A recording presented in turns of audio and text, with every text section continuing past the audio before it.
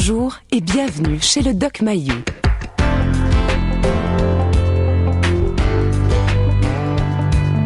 Société, débat, relations, famille. Le Doc Mayou. Retrouvons le psychiatre Pierre Mayou et notre animatrice Janine Ross. Bonjour à tous à la maison, dans les voitures, ceux qui en sont sortis des voitures. Bonjour Pierre. Madame Janine. On s'est payé la traite. On s'est payé la traite hier, dans la région de Montréal. Oui, Arrêtons. Ben oui, l'histoire du pont Jacques-Cartier hier après-midi. Le pont fermé, je vais vous dire que c'est légèrement handicapant. Alors, ceux qui sont sortis de leur voiture, bonjour. Oui. Pierre. Madame. Plongeons-nous directement dans notre sujet aujourd'hui. Oui, vous savez, il y a des circonstances assez atténuantes, semble-t-il, dans la vie. Circonstances atténuantes quand, par exemple, vous écrivez une lettre pour expliquer comment votre repentir. OK? On considère ça. Aujourd'hui, justement, il y a au procès de Pierre Prévost, là. Vous êtes souvent allé en cours. Oui. En défense, maître François Devette a suggéré une sentence de 8 ans. Oui. Lui a violé une jeune femme, là. Ça a duré 6 jours, il l'avait séquestrée. En tout cas, c'est très, très lourd. Alors ça, c'est l'histoire dans le coin de Marieville-Richelieu, là. Oui. Saint-Jean-sur-Richelieu. Oui, Saint-Jean-sur-Richelieu, c'est ça, c'est le palais de justice. Une jeune femme qui a été séquestrée, enchaînée dans une tente, là. Oui. Dans des conditions abominables, attachée avec une chaîne, C'est tu le quittes, là. Très malmenée, ça a duré 6 jours avant qu'on la trouve. Oui. Alors, c'est ça. Et ça, c'est interpellant dans notre sujet aujourd'hui. Alors, il a souligné, l'avocat en question en défense, notamment que le plaidoyer de culpabilité de son client devait être considéré comme un facteur atténuant. OK, je m'avoue coupable. Ben oui. OK. La preuve était en béton contre lui. Bon. Écoute, mais il a avoué. Il n'a pas voulu. C'est l'empreinte sur le cadenas qui a servi à enchaîner la femme en question, la jeune femme en question. Oui. Et même chose pour une lettre écrite par Prévost. Oui. Okay, qui se dit repentant, et est remise au juge et à la victime hier. Bon, OK, Pierre. Circonstance, facteur atténuant à une peine. Alors, on tombe directement dans le remords. Une personne qui éprouve des remords ou des regrets après des gestes qui ont causé des dommages à une autre personne, est-elle sur la voie de la réhabilitation, cher Monsieur Pierre, ou vraiment peut-on considérer ça comme un facteur atténuant? Oui. Hey. Autre point, Pierre. Puis disons qu'on va mettre la table, là. Vendredi dernier, il y a quelqu'un qui nous appelle et qui nous parle. Puis ça, j'avais vu un reportage, puis plusieurs d'entre nous aussi. On parle de thérapie pour déviants sexuels, par exemple des incestueux. Mais la thérapie c'est une thérapie de groupe et ça se passe en présence de victimes, pas nécessairement les victimes qu'ils ont assaillies, à qui ils ont causé des dommages, mais des victimes. Et pour faire réaliser finalement aux criminels les dommages causés à sa ou ses victimes. C'est ça. Ça, c'est notre sujet aujourd'hui. Est-ce que des remords, Pierre? Est-ce que le fait d'avoir des regrets, un certain repentir atténue? Puis est-ce que parce que souvent en cours, quand un accusé va dire, j'ai des remords, puis tout ça, ça adoucit les affaires.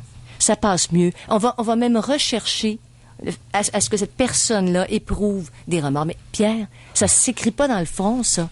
Tu peux dire, j'ai des remords. Mais c'est ta parole. T'es un criminel. Je ne sais pas comment se fait-il que cette porte-là assouplisse ou attendrisse dans ceux qui sont en poursuite. Ouais. Le Québec naïf, les victimes de criminels et les juges veulent des remords chez les criminels. La question, seront-ils servis? Ma réponse, jamais. Tout ça n'est qu'une vulgaire fumisterie. T'as parlé de la lettre de Prévost. Écoute, plus truand que ça, là. D'ailleurs, c'est le genre d'individu qui devrait passer par la guillotine. Écoute, séquestrer quelqu'un, enchaîner une femme pendant 6 jours pour l'utiliser comme esclave sexuel, là. Écoute, ça mérite la peine de mort. C'est aussi simple que ça. C'est irrécupérable. C'est des truands. C'est un truand de la pire espèce. Et là, sa lettre de repentir. Écoute, Journal de Montréal, dimanche matin. Sylvain Lauzon. Ça, c'est le truand, là, le criminel d'habitude, qui a volé une auto, puis tout à fait par hasard, il s'est pas aperçu qu'il y avait un bébé en arrière. Oui. Et là, vois-tu pas que sa mère ajoute que son fils a écrit une lettre d'excuse aux parents du poupon. Fait que ton histoire de lettre, hein, c'est une gimmick dégueulasse des avocats. À peu près tous les avocats disent à leurs clients maintenant, démontre du remords devant le tribunal. Dis au juge que verse quelques petites larmes. Hey, quelle fumisterie. Et Sylvain Lauzon, hold-up, vol de voiture, voie de fait, compte parmi ses frasques, long dossier criminel. Et veux-tu pas que son père et sa mère viennent pleurer sur la place publique?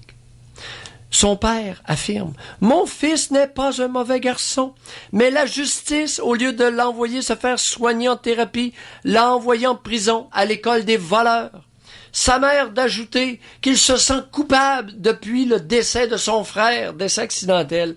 Hey, les fumistes, là, moi, ce qui m'impressionne là-dedans, c'est la naïveté populaire. Il y a une naïveté largement répandue au Québec à tous les niveaux. Mais seulement dans la population. Mais elle est exploitée au niveau des tribunaux, par exemple. Particulièrement chez les juges. Il y a des juges qui sont d'une naïveté, là, absolument désolante. Mais c'est que tu règles des dossiers peut-être plus vite et de façon plus... en défense, quand tu es en défense, depuis que t'invoques tout ça, Pierre, tu exploites la naïveté populaire. Je vais vous dire ceci. Je vais vous dire ceci, qu'il n'y a à peu près pas un seul criminel qui a répété quelques crimes qui est capable de ressentir du remords.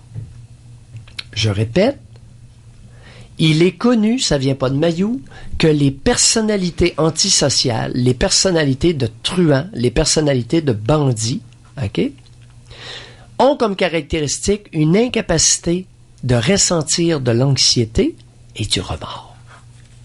Ça vient pas de moi, ça c'est connu autour du globe. Comment se fait-il qu'il y ait tant de naïfs parmi nous? Comment on en arrive, par exemple, à dire que des bandits d'habitude, puis bon, n'ont pas de remords, tout ce que vous venez de... C'est étudié, et c'est connu par n'importe qui a le moindrement qui a fait quelques études dans le domaine. Ils n'ont pas d'anxiété, ils ne se sentent à peu près jamais anxieux, hormis lorsque la police lui met un gun sur la tempe, puis même là, la plupart restent bien calmes. C'est le policier qui est en danger, c'est pas le truand. Et c'est connu qu'ils n'ont pas d'anxiété, pas de remords. Et c'est c'est une des raisons pour laquelle ils récidivent. Ils sentent crissent comme dans l'an 40. C'est ça. Comprends-tu? Ils n'en ont pas de remords, les ticasses. Alors, pourriez-vous, s'il vous plaît, les dames de Sainte-Anne, cesser cet exercice absolument humiliant et dévastateur pour la plupart des victimes, d'essayer de les convaincre qu'en se faisant aller le clapet devant l'abuseur, devant l'agresseur, devant le bandit, elles vont l'attendrir. C'est niais. Et on invoque aussi... Niais. De la même façon, Pierre, qu'on invoque souvent l'enfance difficile de, par exemple, quelqu'un qui est un bandit, là. Tu sais pourquoi? Okay? On invoque ça. Tu sais pourquoi? C'est dans le même ordre d'idée, hein? Tu sais pourquoi la plupart des bandits ont eu une enfance difficile? Parce que la personnalité criminelle est héréditaire. Alors, la plupart des bandits viennent de milieux criminels. Donc, ils se sont fait brasser. Ou ont des oncles et des tantes, comprenez-vous? Non. Alors, les Lauzon, paniquez pas, là. Votre fils est un truand, vous n'êtes pas nécessairement deux truands, mais regardez dans vos ascendants, vous en avez sûrement. Non, donc, au niveau génétique, et ça se manifeste tôt. Oui. Alors, je vais te dire, 85% des truands sont origines de ça, la criminalité. Ils se la font pas facile entre eux, la vie. Alors, pour quelqu'un qui est voyons, as-tu déjà vu des parents criminels élever les enfants comme du monde? Mais pour l'extérieur, Pierre, quand t'arrives en cours... une famille d'accueil? Quand t'arrives en cours puis quand t'arrives devant les services sociaux, tu viens d'un milieu qui était tough. Alors, on explique ça comme ça. Hey, les dames de Sainte-Onde, ça les attendrait. Je suis pas chanceux. J'ai été malmené. Mon père est un ci, ma mère est une... Et souvent, c'est vrai. Et souvent, c'est vrai. La plupart du temps, c'est vrai. Alors là, ça attendrit la travailleuse sociale, puis la criminologue, puis tu sais, et puis là, il passe l'avocat de la couronne. Puis là, c'est toute l'équipe, puis là, il passe au juge. Tu comprends bien, ça arrive comme une gang avec des faces d'épagnols, monsieur, puis là, ils sont là devant le juge, puis il y a des remords, monsieur le juge. Écoute, il se sent mal à l'aise d'être aussi dur devant toute cette gang de belles faces d'épagnols. Fait qu'on se sert du remords pour atténuer en cours, Pierre. Mais dans la vraie... Dégueulasse! Vous avez parlé de bandits, correct? Vous parlez de bandits qui n'éprouvent pas d'anxiété, qui éprouvent très peu de remords. Pas de remords. Un bandit ça... n'a jamais de remords, Janine. C'est pour ça qu'il récidive. Il n'a pas de remords. Oubliez ça, les tinamis de la garderie du Québec. Oubliez le remords chez les truands. Fait qu'on devrait faire une bonne émission cet après-midi, Pierre, parce que tous ceux qui sont pas des truands pourraient éprouver des remords beaucoup plus. Oui, ça c'est sûr. On devrait aujourd'hui carburer. Mais ce qui est étonnant, c'est qu'on se serve de ça, à la lumière de ce que vous dites, qu'on se serve de cet élément-là dans plusieurs causes de grands criminels pour atténuer les peines. Et c'est extrêmement dangereux. Ce jeu-là est extrêmement dangereux, peut avoir des conséquences graves. Parce que ça permet des rapprochements de bonnes personnes avec des bandits. Oh, l'histoire de la thérapie. Là, vous parlez de la thérapie où des femmes victimes de pères incestueux se retrouvent avec d'autres hommes qui sont en thérapie, puis ça, c'est face à face. C'est épouvantable, cette affaire-là. Mais dans le document collective et de groupe... Voyons, écoute, est-ce que les actrices pleurent à l'écran? Est-ce que les acteurs pleurent à l'écran? Est-ce qu'un bandit peut pleurer? Ben, je comprends. Puis à volonté, lorsqu'il s'agit de manipuler et d'attendrir quelqu'un pour lui faire les poches? À moins que quelqu'un ait commis une fois un geste. Une fois un geste, il se fait coincer la première fois, il est voilà. J'ai mentionné quoi? N'importe quel criminel? Non. Le criminel d'habitude, le récidiviste, Lauzon, il était en libération conditionnelle. Il y avait non seulement une longue liste d'antécédents, Monsieur et Madame Lauzon, votre fils est en libération conditionnelle pour un vol similaire. Rappelez-vous ça, s'il vous plaît. Donc, geste criminel à répétition, plus ça s'en va dans cette direction-là, plus on dit absence de remords. Oui. Pourtant, en cours, c'est ce qui prévaut pour atténuer les peines. Maintenant, dans la vie de tous les jours, les remords, qu'est-ce qu'on en fait? Prévaut auquel t'as référé, voyons, du remords, il l'a attaché. Garde, Janine, c'est insensé. Mais oui. 6 jours. Tu sais, tu peux avoir du remords pour un geste impulsif. Par exemple, je suis insulté, je donne une claque à la gueule. Oui. Bon. Après ça, je peux dire, ouais, j'ai peut-être frappé un peu fort, j'avais une bague, puis j'ai coupé la joue, puis bon, je l'ai peut-être frappé un petit peu fort, là. Tu sais, dans l'élan. Alors ça, oui, une personne, dans un cas comme ça, peut avoir du remords, regretter le geste, dire, ben, j'aurais peut-être pu me retenir ou j'aurais peut-être pu frapper un peu moins fort. Comprends-tu? Oui. C'était pas nécessaire d'y casser l'os malaire ou de lui casser la mâchoire. Oui, dans des cas comme ça, on peut avoir du remords. Ah, ça, j'ai vu ça. Moi, j'ai vu des batailles dans des tavernes, dans des bars, des individus qui avaient vraiment du remords. Oui. Parce que c'est arrivé dans des circonstances très particulières.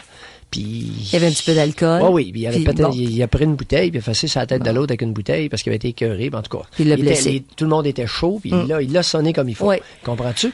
Alors, dans des contextes comme ça, oui. Alors, on parle du remords. Avez-vous déjà éprouvé du remords? Comment on vit avec ça? 790-0224, 1-800-667-5241. Puis est-ce que ça fait partie des circonstances atténuantes quand on a fait du mal à quelqu'un, mais qu'on a une conscience? Tour au Doc Mayou. Retrouvons le psychiatre Pierre Mayou et notre animatrice, Janine Ross. Qu'est-ce que ça évoque dans votre esprit, le remords? Est-ce qu'on éprouve des remords à un moment ou à un autre dans sa vie, un repentir qui fait que ça atténue le mal qu'on a fait, si on exclut les grands criminels, Pierre, comme vous l'avez décrit? Alors, on parle à Marie. Bonjour, Marie. Oui, bonjour. Bonjour, Marie. Bonjour, Dr Mayou et Janine. Ça me fait plaisir de vous parler. C'est la première fois que j'appelle à votre émission. Bienvenue. Parce que je me sens directement concernée à votre sujet. Ah oui? Parce que moi, j'ai malheureusement rencontré un truand dans ma vie. Mm-hmm. Et j'ai eu un enfant avec le truand. Oui. Alors, malheureusement, c'est ça. Et effectivement, ils sont à 100%, je vous dirais, sans remords, sans anxiété. Et quand ils sont comme ça, moi, je le crois qu'ils le sont pour toujours.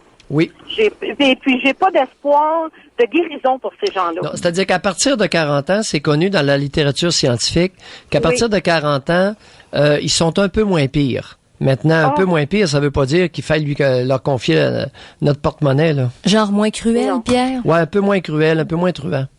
Vous pensez, en tout cas, moi, j'ai un peu de misère à croire ça, là, parce que malheureusement, c'est le père de ma fille, donc j'ai encore à dealer avec cette personne-là. Oui.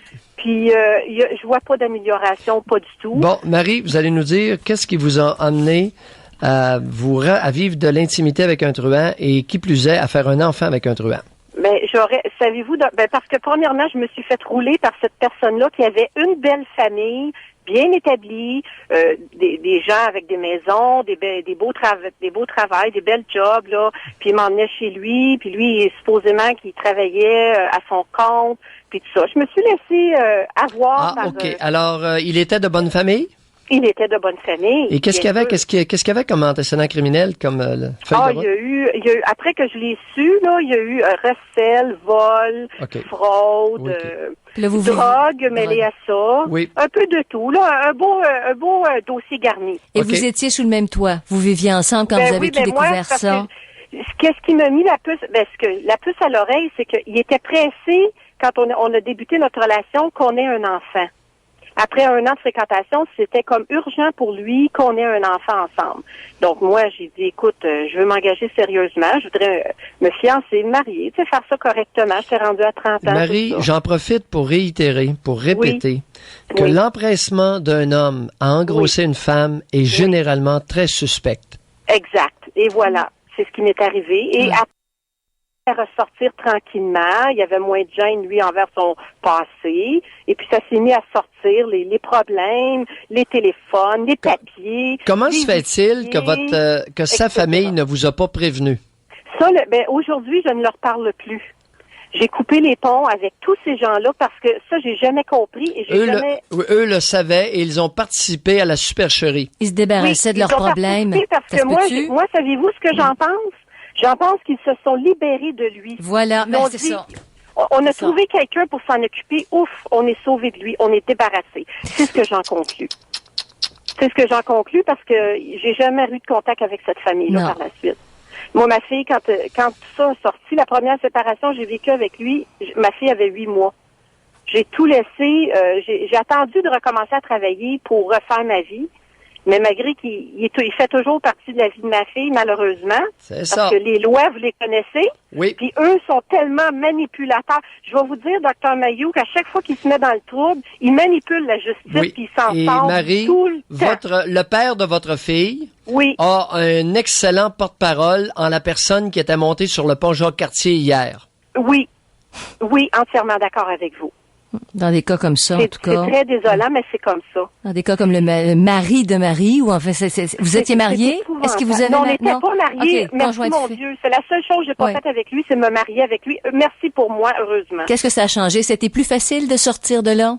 Le fait que vous n'étiez pas mariés? C'était difficile de sortir de là, puis je vous dirais que des fois, c'est encore difficile. Au moins, elle n'a pas demandé le divorce. Oh non, heureusement. Ça fait cette procédure-là de moins. Vous avez raison. Je veux que tout le monde sache que oui, ces gens-là n'ont pas... Ils ont pas de sentiments, je crois. C'est des personnes à aucun sentiment. Moi, j'ai eu des difficultés financières à cause de lui à un moment donné dans ma vie. Vous êtes en train d'insinuer publiquement que Maurice Boucher n'a pas de sentiments. Pas du tout. Aucun remords. 0 moins 0. C'est c'est de la foutaise, tout ça, Dr. Mayou. Ouais. Et avec c'est des manipulateurs professionnels. Alors, à la suite de ça, eux autres, ils manipulent les gens. C'est ça leur profession. Mais quel est le pourcentage de femmes au Québec qui aiment être manipulées par un truand? Énormément. Regardez le pourcentage de femmes policières. Regardez le pourcentage d'agentes de probation. Oui. Oh, regardez le pourcentage de femmes criminologues. Oui. Puis il fait donc pitié, puis on va lui donner une chance. Vous l'avez entendu, celle-là, Marie? Les truands ont énormément de défenseuses au Québec. Moi, à un moment donné, je suis allée en prison pour le sortir de là, pour payer un montant pour le sortir de là que lui voulait que je fasse. Ça, c'est à mes débuts, parce que j'étais dans tous mes états. Oui. Ils m'ont dit, là-bas au centre de détention, attendez quelques heures, madame, gardez votre argent, on va le sortir après dîner. Imaginez, vous vous faites dire ça au centre de détention par les gens qui travaillent là. Ouais. Vous sortez de là, vous dites, coudonc, est-ce qu'ils marchent ensemble? C'est révoltant. C'est révoltant. Ben oui, alors, dans les prisons, maintenant, on a des gardiennes.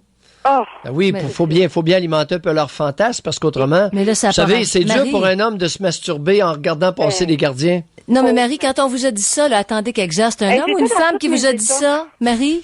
Je pleurais. Oui, parce que c'est un homme ou une femme? C'est un homme ou une femme qui vous a dit ça? C'est là, on retourne loin en arrière. Oui. Là. Ça se peut que ça soit un peu les deux, parce qu'il y avait plusieurs personnes avec moi. Il y avait pas, on me dirigeait à différents endroits. Donc, je me rappelle pas exactement si c'était juste un homme ou une femme, je pourrais pas vous dire, mais qu'on me dise ça, pauvre madame, retournez chez vous avec votre argent, on va le sortir dans quelques heures, c'est pas nécessaire.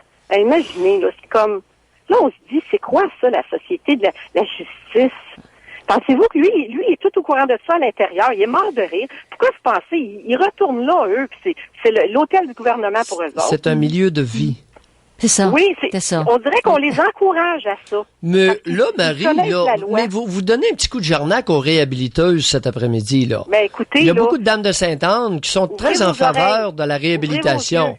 Ben, écoutez, c'est des faits. C'est des faits. Alors là, maintenant, regarde, c'est à eux autres de voir si eux, ils en ont des remords suite à leur façon de gérer leurs... Pas du tout. Pas du tout. Et voilà. Absolument bon, alors, pas. Ben moi, alors, les criminels n'ont pas de remords et ceux qui s'en occupent en ont pas beaucoup plus. Merci. Mais qu'est-ce qui... Voyez-vous, quand vous êtes pris avec un truand ou une personne, là, comme vous venez de décrire, le système carcéral est pogné avec eux autres. Mais pour la vie, Pierre, ils se rependent régulièrement, non? Non, mais regarde. C'est pour ça qu'on tente de s'en débarrasser. Je sais pas, j'essaie de comprendre. C'est un système. S'il y a beaucoup de monde, c'est que si jamais on commence à installer un bracelet électronique à Sylvain Lauzon, ou une puce électronique sous la peau, c'est bien évident qu'on va savoir en tout temps où il va être. Il pourra plus voler d'auto. Parce qu'il va être repérable. Pour eux. Comprenez-vous? Alors là, imaginez les avocats, les juges, les greffiers. Il n'y a plus personne qui travaille. Vous paralysez. Si on installe le bracelet électronique demain matin au Québec, ben là, on vient de paralyser le système de justice. Mais on n'arrête pas de dire que c'est engorgé. Alors, ça réglerait peut-être un gros pourcentage des problèmes, puis on pourrait aller à fond dans des vraies causes. Vois-tu, Janine et Marie, on va établir un trajet, à Sylvain Lauzon. Il pourra plus, sinon la sonnette d'alarme va s'activer au poste de police. Ça va prendre 3 minutes, puis ils vont le cueillir. Mais là, faut que tu payes Pauvre gars, il est fait à l'os. Il peut plus voler d'auto. Il faut que tu payes plus de policiers, Pierre, pour réagir à chaque bracelet qui se met à sonner. Oui, mais ça sauverait peut-être beaucoup d'argent en société. Non. Janine, ça prend pas plus de police, ça en prend moins, parce qu'en tout, ils ont plus besoin de courir après. Ils ont juste à s'asseoir. Ils mettent un gars devant le switchboard, puis d'un moment donné, si la lumière s'allume, ben là, il appelle, hey, t'es en train de faire ta patrouille dans le coin, là. Sylvain, il est à 3 mètres de son trajet usuel. Là, tu vas à la pêche. Va donc voir où il est. Là, c'est de la cueillette et non de la pêche. Ben, écoute, là, le policier tout de suite arrive aux côtés, Sylvain, où t'es rendu? Il n'y a pas eu le temps d'agir. Écoute, il n'y a pas le temps d'agir. Mais Marie, avec ce conjoint-là puis votre petite fille dans le décor, là, comment vous voyez l'avenir? Elle a quel âge actuellement? Elle a 12 ans. 12 ans. Elle le voit beaucoup? Elle le voit souvent? Non, pas du tout. À l'occasion seulement, parce que monsieur est trop occupé par ses occupations personnelles. Tant mieux. Donc, puis le plus loin que c'est, mieux que c'est. Merci. Est-ce qu'il paye une pension? Et, il payait bien, mais là, il a comme beaucoup changé. Il doit avoir plus de difficultés. Je sais pas ce qui lui arrive. Oui, mais là, il commence à avoir de la misère à voler, là. Je vous dirais qu'il paye moins bien. Ben oui, parce qu'il est un peu plus surveillé, là. Mais il n'y a pas de remords. Il n'y a pas de remords là-dessus non plus. Vous pensez, si on lui avait mis un bracelet électronique après le deuxième vol, si on lui avait mis un bracelet électronique, pauvre gars, sa carrière de bandit se serait arrêtée. Tu sais. Merci beaucoup, Marie, de votre appel. Oui. Alors, on parle aujourd'hui des remords et du repentir. Est-ce que ce sont des facteurs atténuants, ce qu'on vous a fait subir? 7900224 1-800-667-5241. Et notre animatrice, Janine Ross. Tu sais, passer le balai, Pierre, sur des insultes, passer le balai sur des mauvais agissements envers quelqu'un, tu sais, en disant j'ai des remords, j'ai une forme de repentir, c'est profond ça, mais ça passe en général par je m'excuse. Oui. OK, puis beaucoup de politiciens vont faire ça, ils vont s'excuser. Oui. Ils se font coincer, ils vont plus loin, ils dépassent leurs pensées, ils sont obligés de se rétracter ou de s'excuser publiquement. C'est même arrivé à M. Charest il y a pas très longtemps. Oui. Il avait murmuré des bêtises à quelqu'un qui était de l'autre côté, puis ça a été capté. C'était très évident. Il est obligé de s'excuser. Il est obligé. Il aurait pu ne pas s'excuser. Il l'a fait, puis ça le regarde. Il était pas obligé. Il n'y avait aucune obligation. Mais qu'est-ce que ça fait à la personne qui reçoit... OK, qui reconnaît. OK, la personne reconnaît qu'elle a des remords. Celle qui reçoit ça, qu'est-ce que ça change à sa vie? Maintenant... Qu'est-ce que ça change? Un essaie d'atténuer sa faute. Ouais, et l'autre, est-ce qu'on fait du chemin? Ça ressemblait davantage à des histoires de bonnes femmes. D'ailleurs, sur les 3 protagonistes, il y avait 2 femmes, bien non. En tout cas, les propos, enfin. En tout cas, mais c'est parce que c'est fréquent en politique. Pas facile. Maintenant, il y a un point que tu as mentionné tout à l'heure au début, c'est que la naïveté de beaucoup de Québécois, y compris des professionnels, puis y compris certains juges, me scandalise parce que il s'agit que quelqu'un dise « je regrette » et ils sont crus. Ça, là, ça prend pas fort. Pas fort, pas fort, pas fort. Alors, j'aimerais vous dire qu'il n'y a aucune façon extérieure de dénoter si le regret est sincère ou pas. Alors, s'il vous plaît, là, avant de dire de quelqu'un là qui se sent coupable, puis il y a des remords, là, non. Seule la personne le sait. Les autres, là, oubliez ça. Surtout qu'on fait faire l'exercice très jeune dans la vie, Pierre. Bon, là, tu vas aller t'excuser. Oui. Hein, tu vas aller t'excuser. Un petit enfant qui a fait quelque chose, tu vas aller t'excuser. Bon, il peut s'excuser sans avoir aucun remords. Effectivement. Il répond à une commande. Oui. Puis il était peut-être bien content d'avoir donné une taloche à l'autre parce que l'autre était bien achalant. Donner une bonne claque sur la gueule à quelqu'un quand t'en as envie, puis ensuite il dit « je m'excuse », là. Ça vaut la peine. Plus t'es petit, plus ça s'excuse. Plus t'es grand, moins ça s'excuse. On parle à Nathalie. Bonjour, Nathalie. Bonjour à vous deux. Bonjour, Nathalie. Moi, je suis totalement d'accord avec Dr Mayou parce que j'ai connu plusieurs hommes truands dans ma vie. Et puis, présentement, j'ai quelqu'un qui loue une chambre dans ma maison qui est comme ça. Oui. Et puis, je peux vous affirmer qu'il n'y a jamais, mais jamais de remords. Jamais, c'est jamais de sa faute. C'est un ivrogne, c'est un drogué. Il travaille. Il est toujours à son travail, mais aussitôt qu'il ne travaille pas, c'est la boisson, c'est la drogue, la coke.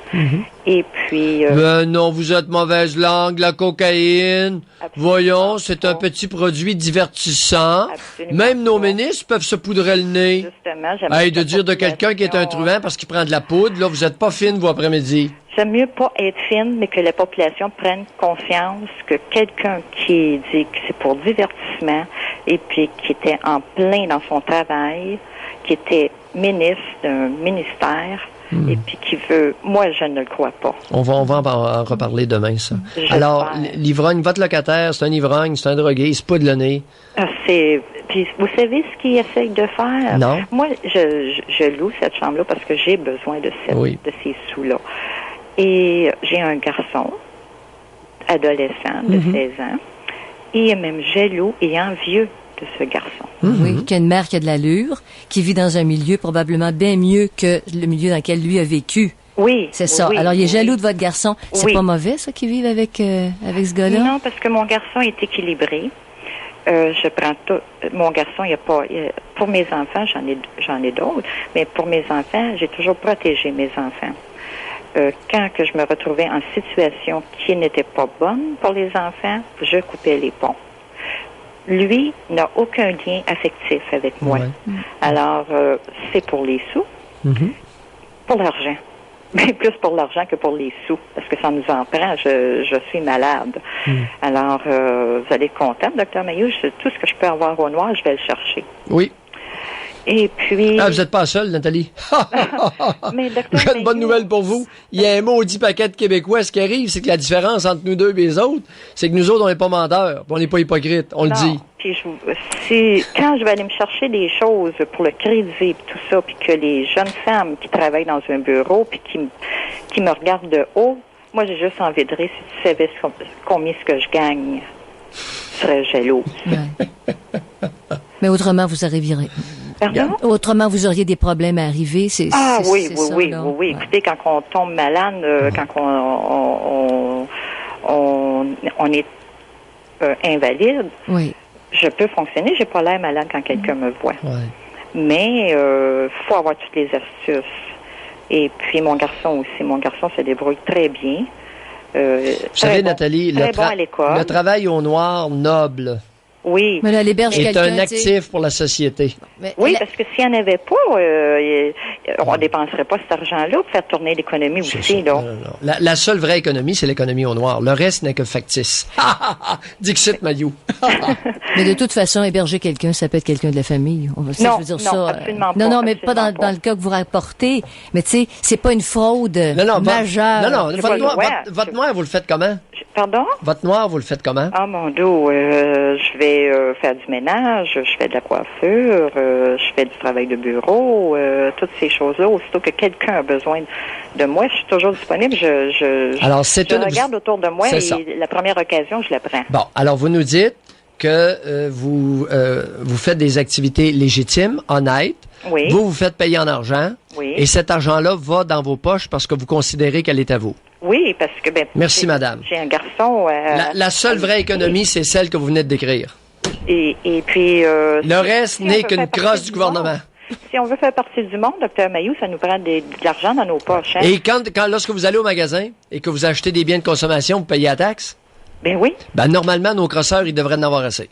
Ah ben oui. Écoutez, j'ai des enfants qui payent des impôts puis qui payent mon invalidité. 100 millions de commandites de moins de gaspillés, 2 milliards de moins pour le contrôle des armes à feu gaspillées. Oui. Gaspésia, 700 millions? C'est un gouffre. Vous savez, le docteur Mailloux, quand on entend ça, moi et mon garçon, à la télévision, la commission de Gomery, tout ça, on se regarde, puis ça nous fait mal au cœur parce que je devrais me tenir plus tranquille si je veux allonger mes jours. Mais je dois me défoncer pour aller chercher cet argent-là. Alors, défoncez-vous et gardez votre argent, madame. OK? Ah, ça, c'est certain. Il n'y a pas personne qui va me lancer. Allez, bye, Nathalie. D'accord. Bye, Nathalie. Bonjour. Mais c'est ça, Pierre, quand vous dites ça, là, vous parlez d'une grande réforme où les taxes serviraient à payer les services que nous devons offrir à une population. Exactement. Les services communautaires. Oui, c'est les autoroutes, les hôpitaux, l'éducation. Exactement. Bon. Puis on en paye déjà les taxes foncières. OK? Puis les taxes sur les biens à la consommation. Et l'argent que les citoyens gagnent, ça va dans leur poche. Bon. Alors, c'est une façon de penser et ça s'applique ailleurs. Ça s'applique à des pays où les gens ne paient pas d'impôts. Ils ont un système qui est complètement différent. Il nous reste combien de temps? L'Alberta vogue vers ça. Alors, en Alberta, là... Pas de dette! Ils n'ont pas de dette! Ben oui, parce que ça sacrément, ils vivent à la hauteur de leurs choses. On parle à Jacques. Bonjour, Jacques. Oui, bonjour. Bonjour, Jacques. Oui, ça va bien? On vous écoute. Excellent. Moi, j'appelais... moi, je suis un ex-détenu, là, j'ai 43 ans. Puis, je suis supposé d'être sans remords. J'ai écouté ce que vous disiez tantôt. Puis, quelque part, je trouve, Dr Mailloux, vous généralisez un peu. Alors, à ce niveau-là... Expliquez-vous. Oui. Expliquez-vous. Moi, quand j'ai fait ma dernière sentence, OK, c'est en 1986, OK. Puis à partir de ce moment-là, il y a un système qui a été implanté dans les prisons, dans le système fédéral, puis on appelait ça le système bonbon. C'est alors que les femmes sont arrivées dans le système. Puis à partir du moment où les femmes sont arrivées dans le système, ça a tout modifié la criminalité. Parce qu'avant ça, il y avait quand même un certain, entre guillemets, code d'honneur, qui était celui, on touche pas aux femmes, puis on touche pas aux enfants. OK? Donc, ça, c'était clair et précis. Puis ceux qui marchaient les oreilles droites, je sais pas, ni aux femmes ni aux enfants, ça se faisait pas, ces crimes-là. Puis aujourd'hui, on dirait que, je sais pas si les systèmes sont rendus plus sophistiqués, la criminalité a changé, mais alors on dirait que les gens se retranchent plus vers moi j'appelle ça des criminalités de basse classe, ça veut dire plus vers les crimes sexuels. Alors, à ce niveau-là... Alors que ça, est-ce que vous voulez dire, Jacques, c'est qu'en prison, il y avait des gars qui rentraient pour des crimes, par exemple, sexuels, puis ils passaient au cash en dedans? Oui, c'est ça. Alors, puis aujourd'hui, ce n'est plus ça? Exact. Aujourd'hui, les prisons ont changé dans le sens où avant, on classait les détenus selon leur gravité de crime. Puis quand il y en avait un qui réussissait à passer, qui avait un sexuel, on le savait. Puis écoute, c'était bien dommage. Bonjour mon ami, hein. Tu restes pas ici, puis tu te faisais malmener puis brasser d'aplomb, tu sais. Fait que c'est comme ça se passait. Mais aujourd'hui, avec les femmes, quand c'est arrivé, moi, à un moment donné, il est arrivé... Mais qu'est-ce que vous voulez dire par là, l'arrivée des femmes? Expliquez-vous. Bon, avant, il y avait juste des gardiens, c'était des hommes. Oui. OK? Là, à un moment donné, en 86, 87, ils ont commencé à engager des femmes. Oui. OK? Mais dans des prisons de femmes, ça aurait de l'allure. Oui, dans les prisons d'hommes. Jacques? Oh, oui, moi, prison de femmes, ça, c'était gardé par des femmes. Moi, j'étais à Archambault, là. Oui. OK? Bon, c'était un maximum à ce moment-là. C'était 3 ans après la grosse émeute qu'il y avait eu. Oui, oui. Mais là, les femmes arrivent, les gardiennes arrivent, là. Oui. Les gardiennes, les criminologues, les agentes de dossier, les agentes de probation. La femelle débarque avec les bandits. Oui. Moi, ça vient faire quoi, là, dans votre discours? Ça, c'est la misogynie de Mailloux, là. Qu'est-ce que vous voulez reprendre là-dedans? Ben, je veux vous dire qu'à partir de ce moment-là, quand les femmes sont venues mettre leur nez dans les pénitenciers, ça a modifié la criminalité parce que C'est-à-dire modifié dans quel sens? Modifié dans quel sens? C'est que... Ben oui, on voulait vous civiliser, espèce de truand. Ouais, on voulait vous féminiser, vous faire porter des soutiens-gorge. Ouais, OK. En tout cas, moi, ça m'intéressait pas, là. Non, attendez, Jacques. On va vous donner la chance parce que vous n'avez pas expliqué votre point. Oui. On n'est OK. pas rendu. c'est Les ça. femmes, ils ont mis le nez dans le pénitencier, ça a fait quoi? Et là, Pierre s'est enfargé dans la misogynie. Dans ma misogynie. Vous l'avez dit. OK. Alors, on va aux informations. J'attendais Jacques, pas que tu le dises. Au Doc Mayou. Retrouvons le psychiatre Pierre Mayou et notre animatrice Janine Ross. OK, alors aujourd'hui, on parle des remords, du repentir, qui est considéré parfois comme facteur atténuant d'une peine. Alors, Jacques, bon, c'est ça, vous étiez partis là, dans votre misogynie, tous Alors, les deux. Oui, vous avez mentionné que les femmes ont fait se sont mis le nez dans les pénitenciers en 1986 et ça a modifié quelque chose. Ben, ça l'a modifié, c'est qu'on dirait que depuis ce temps-là, moi, quand j'écoute les nouvelles, on dirait que tous les crimes, là, les crimes contre les femmes, les enfants ont comme augmenté, puis c'est plus puni pendant tout, là, tu sais. C'est comme correct, là, tu sais, parce que t'as pas de sentence, t'as rien. Donc, moi, je trouve que c'est... Et vous attribuez cette lâcheté, cette mollesse du système à la présence des femmes dans les pénitenciers. Oui, parce que quelque part, quand ces gens-là rentrent là, les autres, bon, on va faire une thérapie, on rentre en dedans, on est en population normale, on est protégé, il n'y a pas de problème, tout semble bien correct. OK. Là, tu sais. Et vous savez que il demeure des dangers, ces gars-là? Ben oui. En prison, c'est ça, quand vous disiez tantôt là, qu'on leur faisait la peau en dedans, là, avant. Oui, avant, OK. mais maintenant, je veux dire, une fois de temps en temps, moi, que ce soit bien grave, là, tu sais, aux nouvelles, là, mais à part de ça, là, tous ceux qu'on n'entend pas parler, parce qu'on entend un cas de temps en temps, mais je veux dire, ça semble être plein de cas, OK. là, tu sais. Avant, je sais pas, moi... bon. OK, Jacques, Oui. Vous avez 43 ans. Là, vous dites que vous avez appelé nous disant que je généralise. Qu'est-ce que je généralise, puis pourquoi vous avez appelé après-midi? Bon, OK. Ben moi, je disais que moi, je vais parler pour moi, là. OK. Moi, dans mon cas, bon, ben, j'ai commis des actes criminels dans ma jeunesse. J'ai essayé de me repentir. Oui. OK. Dans votre jeunesse, là, êtes-vous le même genre de jeunesse qu'André Boitelaire? Jusqu'à 34 ans?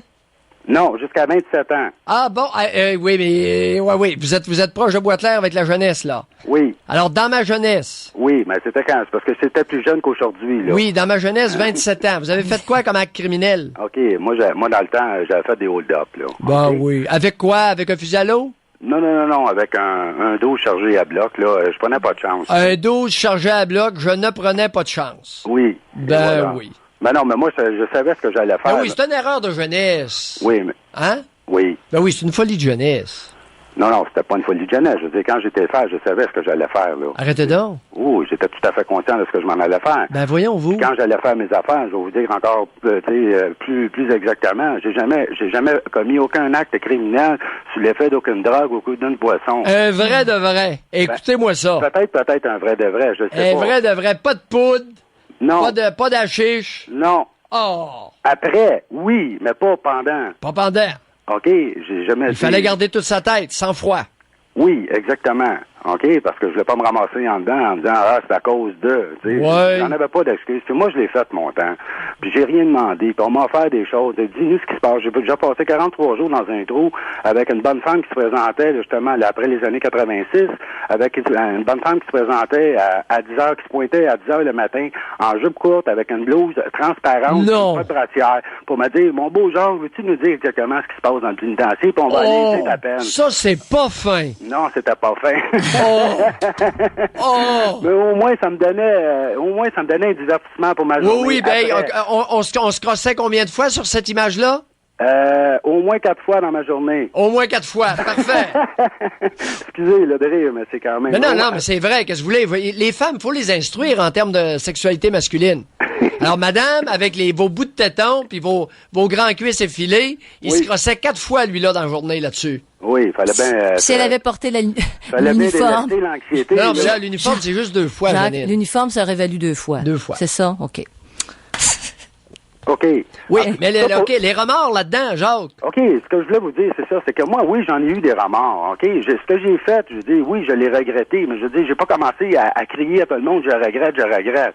J'ai pris ma vie en main, j'ai arrêté, moi, quand j'ai sorti du milieu criminel, j'ai dit bonjour à tout le monde, mais moi, j'étais droit, fait quand j'ai appelé le monde, je devais rien à personne. J'ai dit, regardez, c'est fini. Ah oui, j'étais droit, Mais vous avez- hein? On était honnêtes, nous autres, Jacques. Ben, dans ma malhonnêteté, M. Mailloux, j'étais honnête. Oui, oui. J'étais Ça, un là, honnête c'est peut-être ça, bandit. ce défaut actuellement. OK? Parce qu'il y a bien des gens qui se prétendent...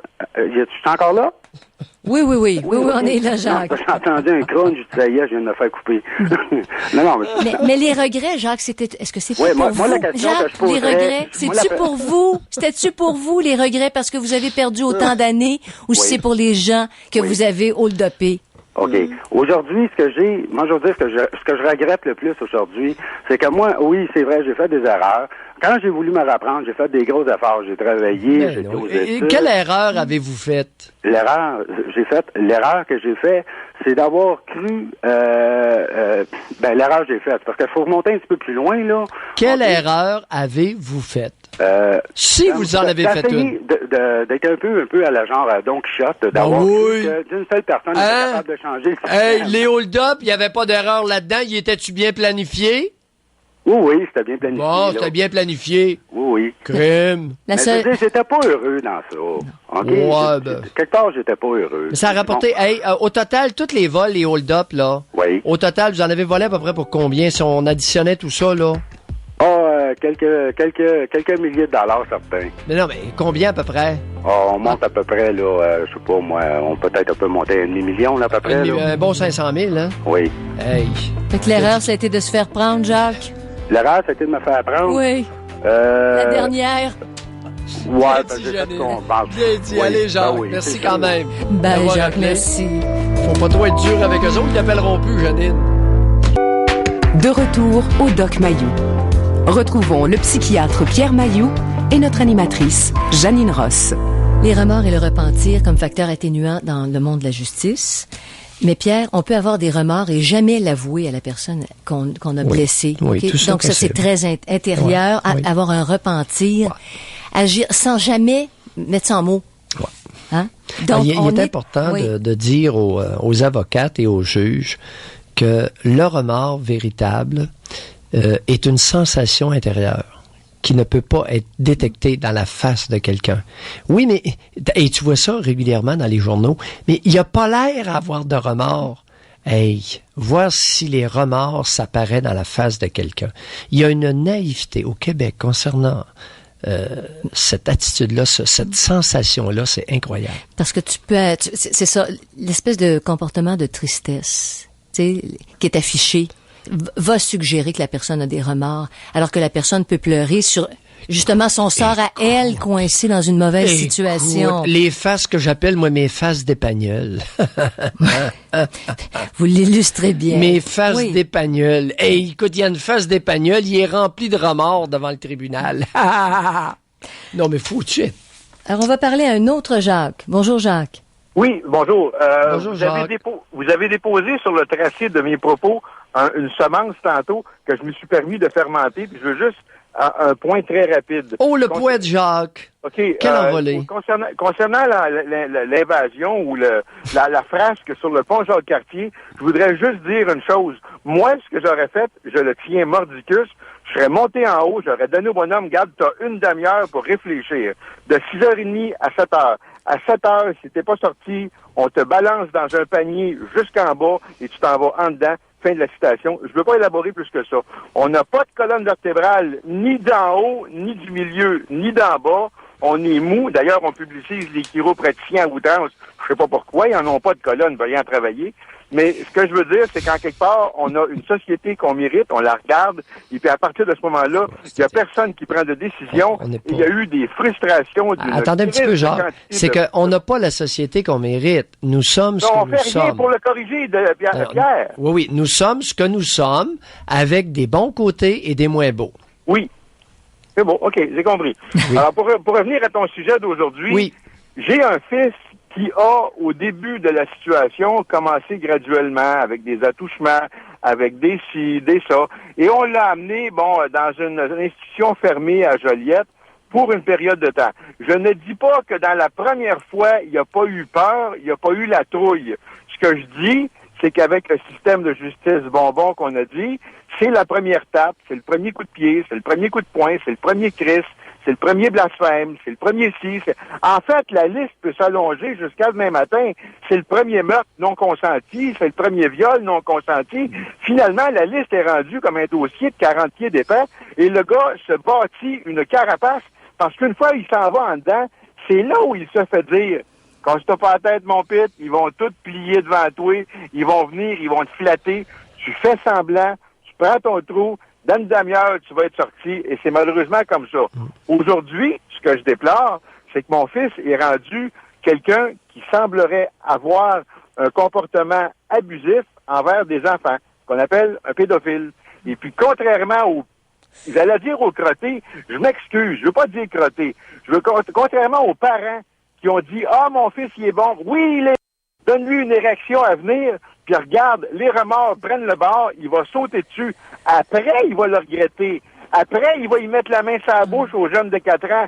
Puis malheureusement, il met la main sur la bouche tellement longtemps qu'il l'étouffe puis qu'il le tue. Alors là, on s'en va de bévue en gaffe, en bévue, puis ça commence encore en dedans. Jacques, il faut c'est ce qui arrive, mais c'est pas être ça. Mais Jacques, pour un parent, là, c'est la première fois qu'il y a un cas comme ça, là, qui est soulevé. Il faut être drôlement lucide pour analyser ça comme vous oui, faites. Mais je me suis battu avec la fameuse TS pour y dire, regardez, bande de caves, il rit de vous autres. Il a rien compris, il a rien réglé. Il vient chez nous pendant la fin de semaine et au départ, le vendredi, il est déjà en crise de s'en venir chez nous parce qu'il le sait qu'on va avoir une confrontation. Il s'en retourne le dimanche, puis là, il fout le bordel là-bas pendant 3 jours de temps parce qu'il est déçu du fait que moi, je ne me suis pas laissé berner. Aujourd'hui, il a récidivé 2 et 3 fois. La TS est venue chez nous, a dit, monsieur, on le trouve pas. Vous le trouvez pas? Bougez pas, moi, je vais vous le trouver. J'ai utilisé des ficelles, j'ai pris son frère, à qui il a parlé, je l'ai trouvé, j'ai appelé la police, j'ai dit, il est là, allez le chercher. Ils l'ont pogné, puis ils l'ont rentré. Il y avait une peine de 30 jours, il a fait 1/6 de sa peine. Après 6 jours, ils ont tapé ses fesses, ils ont dit dehors. Il est retourné, vous savez où? Chez sa mère, qui a des enfants en bas de 14 ans. La mère, écoutez, là, un cerveau, d'habitude, ça pèse au moins 4 livres. Quand c'est plus petit qu'un poids, j'appelle pas ça un cerveau. J'appelle ça une verrue. Mais on vous écoute pas, Jacques. Il y a personne qui vous écoute. Ben non, je le sais qu'on m'écoute pas. Il est encore libéré. Il y a encore des risques de récidiver sur des enfants. Puis après ça, il va faire comme Bastien. Probablement qu'il va élaborer le scénario que je trouve tout à fait déplorable. Il va peut-être pogner un petit jeune. Il va aller faire des attouchements. Le jeune va se mettre à crier de façon incontrôlée. Il va se débattre. Il va vouloir y mettre la main sur la bouche parce qu'il est en plein milieu d'un champ. Puis il veut pas qu'il crie pour pas qu'on l'entende. Puis à un moment donné, avec un faux mouvement, il va y casser le cou puis il va le tuer là. Oui. Ben oui, mais il voulait juste l'empêcher de crier. Sauf qu'un bonhomme de 22 ans qui mesure 6 pieds 2 puis qui pèse 280 livres versus un jeune qui a 5 ans, 6 ans, qui pèse 43 livres, tout trempe avec des roches dans ses poches, il y a une disparité physique très importante. Ouais. Ceci étant dit, il va l'avoir tué. C'est pas ça qu'il voulait. Il voulait jouir avec le jeune. Il a manqué son coup parce que le jeune a sonné le système d'alarme. Comme le bandit qui est rentré dans la banque puis il a trouvé un gardien de sécurité qui avait un 45 dans ses poches. Il voulait pas le tuer, le gardien de sécurité. Il veut juste le cash. Le problème, c'est que ça s'est dégénéré. Puis là, il a tué le gardien. En sortant, il a tué un policier. Puis il est parti. Alors, c'est parti d'un simple vol à une catastrophe nationale. Alors, on n'écoute même pas. On n'écoute même pas le père. Ça s'appelle un système rigide, là. Oui, mais j'ai pas... Oui, je sais. Je sais qu'en disant ça, je vais me faire taxer de tous les mots du nom parfaitement plates. Regarde, je reviens encore à mon exemple du début du pont Jacques-Cartier. Le policier monte en haut, il dit au gars, OK, tu l'as fait, ta balafre, aucun problème. Papa t'aime, génial, elle a compris. À cette heure, t'as une demi-heure pour redescendre. Je me tourne, je mets mon chronomètre, dans 30 minutes. Si t'es pas décidé, je te dis, je t'envoie un filet, je te glisse dans un baguise, je te descends en bas, puis on libère le pont Jacques-Cartier. Comme on aurait dû faire avec les sacrifices de sauvages, les Indiens. On n'a jamais voulu régler le problème depuis 1867 ou 1492 ou 1534. J'en ai aucune idée. Mais le problème, c'est qu'il n'y a pas personne qui a des colonnes. Mais ce que je peux voir, ça remonte à minimum 400-500 ans. Jacques, oui. Pour revenir à votre garçon, là. Oui. Okay, vous le dites avec grande lucidité, mon garçon est un pédophile. Quelle aide vous avez trouvée? Vous avez pas été capable. Non, lui, c'est pas lui qui est pédophile, il a pas besoin d'aide. Mais non, mais je comprends, mais son fils il a pas besoin d'aide, lui. Il déplore la mollesse, encore là, la féminisation de toute cette prise en charge-là, qui est caractérisée par la lâcheté, la mollesse. C'est juste ça que je comprends, là. Je peux pas avoir un meilleur témoignage que le père qui dit, écoute, mon fils l'est, je l'ai vu. Écoute, je le vois chez lui, ça. Il ne nie même pas. On fait quoi, Pierre, avec Jacques, ça? Est-ce que un système féminin peut prendre soin adéquatement de la criminalité masculine? Absolument pas. Bye, Jacques. Pas. Et puis, juste de rajouter une chose, il avait une sanction de se tenir loin des jeunes en bas de 12 ans, à moins de la présence parentale. Je donne l'exemple suivant, puis je termine avec ça. On est allé à la ronde, on était à l'attente d'un manège, OK? Il était assis à peu près à 30 ou 40 pieds de nous autres sur un banc, parce que monsieur voulait pas assister au jeu, au manège. Il est grand, il est gros, mais il est chieux. Il est arrivé un petit gars de 7 ans, il s'est assis avec lui, à côté de lui. Je suis allé le voir. J'ai dit, sacrément, à quoi tu penses? T'es pas supposé être là. Qu'est-ce que tu fais avec le jeune? Oui, mais il voulait me parler. Écoute, si c'était tatoué dans ton visage pédophile, sais-tu ce qui serait arrivé? Il passe un cochon, il passe un policier, il te ramasse, puis il t'amène en dedans. Puis si tu penses que moi, je vais prendre pour toi, t'es malade. C'est un problème. Regarde, va le régler. Il n'est pas conscient. La société lui demande, pour consulter un psychiatre ou un psychologue, il faut que lui soit conscient. Alors qu'à l'époque, on prenait un bonhomme qui avait un comportement bizarre, qui attrapait une syphilis parce qu'il avait baisé Pierrette, Jeannette puis Jacqueline, là. Ben, lui, on le prenait et on l'envoyait à Hippolyte Lafontaine, dans ce cas-là, c'était Saint-Jean-de-Dieu, parce qu'il y avait un comportement bizarre. Aujourd'hui, c'est tout à fait le contraire. Qu'est-ce qu'il vous répond? Il faut s'admettre défectueux pour y aller. Jacques, qu'est-ce qu'il vous répond, votre gars, quand vous l'affrontez directement comme ça? À quoi tu penses? Qu'est-ce qu'il vous dit? Ben, il voulait juste parler aux gens. Reconnaît? Non, Janine, t'as pas compris. Le jeune de 7 ans voulait lui parler. Oui. J'ai eu ça, Jacques. C'est ça qu'il a répondu. 7 ans, ben oui, écoute, Okay. ils me répondent toutes la même chose. Il y avait un érection. Allez! Il était en train de défoncer son zipper tellement il était assis sur le banc là. Qu'est-ce que tu penses? Je le sais, Jacques. Et si lui avez-vous suggéré qu'est-ce que c'est les fameuses castrations puis tout ça, là? Toutes les chimiques et tout. Non, le système veut même pas. Écoute, je suis médecin, si je l'ai recommandé. Puis la prévôt à la Macasa voulait même pas que les patients se fassent castrer. Voyons, que les criminels se fassent castrer. Je termine avec ça. 2 choses. Le bracelet électronique, quand? Bon. La deuxième chose, la meilleure castration, c'est le bistouri. Puis en général, le bistouri, c'est juste autour de la carotide. Merci, bonne journée. Bye, Jacques. Hey, je vais vous dire, Pierre. Non, graduellement. Mais c'est le père. Et le fils s'en cache pas, c'est ça. Tout le monde est au courant du problème, mais t'interviens. Ça s'en cache pas, c'est qu'il faut comprendre les pédophiles. Tu sais, c'est ça la naïveté que je déplore. Mais c'est reconnu. Voyons, il est assis sur un banc à la ronde. Il attend qu'un jeune vienne lui parler, puis il va y faire des beaux yeux. Puis... Oui, mais c'est le jeune qui est venu me parler, j'étais pas de me sauver. Mais Jacques, lui, il sait que son fils en a un problème. T'interviens de quelle façon? C'est ça, dans le fond, la question. Qu'est-ce que tu fais? Tu le sais, là. Le problème est évident. Il rentre régulièrement pour toutes sortes de comportements inadéquats et même dangereux. Qui le sort? C'est quoi? Ben, la travailleuse sociale. C'est ça. Bon. C'est ça. Mais est-ce que y a-t-il un parent à un moment donné lucide comme Jacques qui peut dire il viendrait vous voir Jacques puis il dirait mon fils est comme ça, le fils le reconnaît, vous êtes médecin, vous pourriez prescrire une castration chimique, je sais pas quoi. Non, castration chirurgicale, c'est très difficile. Je l'ai faite quelques fois et il y en a un qui ça a pris tellement de temps qui est allé se faire castrer en Amérique du Sud. En tout cas, j'en ai un autre qui s'en vient, là. On va essayer de le faire castrer, mais je pense que je vais procéder différemment. Je vais essayer d'avoir l'assentiment du Collège des médecins qui écœureront pas le chirurgien qui va le castrer. Parce que vous avez ça aussi. Puis ça, nous autres, on sait pas ça, le public, là. Ben oui, parce que les chirurgiens ne veulent plus castrer, ou ceux avec qui j'ai fait affaire pour faire castrer des pédophiles, ils veulent plus en faire parce qu'ils ont peur d'avoir le Collège des médecins sur le dos. Parce qu'ils n'ont pas l'assentiment. Ce n'est pas autorisé. C'est pas une pratique qui est acceptable ici, selon l'ordre des médecins. Non, c'est une pratique qui est discutable. Et puis, écoute, quand les gars travaillent fort, ils veulent pas avoir du trouble, là, pour des maudites niaiseries. Mais quand t'es le père, l'image de Jacques, tu dis, il est là le problème. Oui, là, je l'ai sous mes yeux, puis je peux pas rien faire. Ouais. Fait que ça court à pleine rue. OK, alors, on parle des remords aujourd'hui et du repentir. En avez-vous ressenti? Du remords, des repentirs pour quelque chose que vous avez causé à quelqu'un. Et l'avez-vous dit? Puis qu'est-ce que ça donne? 790-0224, 1-800-667-5241. De retour au Doc Mayou. Retrouvons le psychiatre Pierre Mayou et notre animatrice Janine Ross. Une personne qui éprouve des remords ou des regrets après un geste qui ont causé des dommages est-elle sur la voie de la réhabilitation ou bien si c'est un facteur atténuant dans certains cas? 790-0224, 1-800-667-5241. Pierre? Janine? Oui? Tu te souviens de cette question qui avait été posée concernant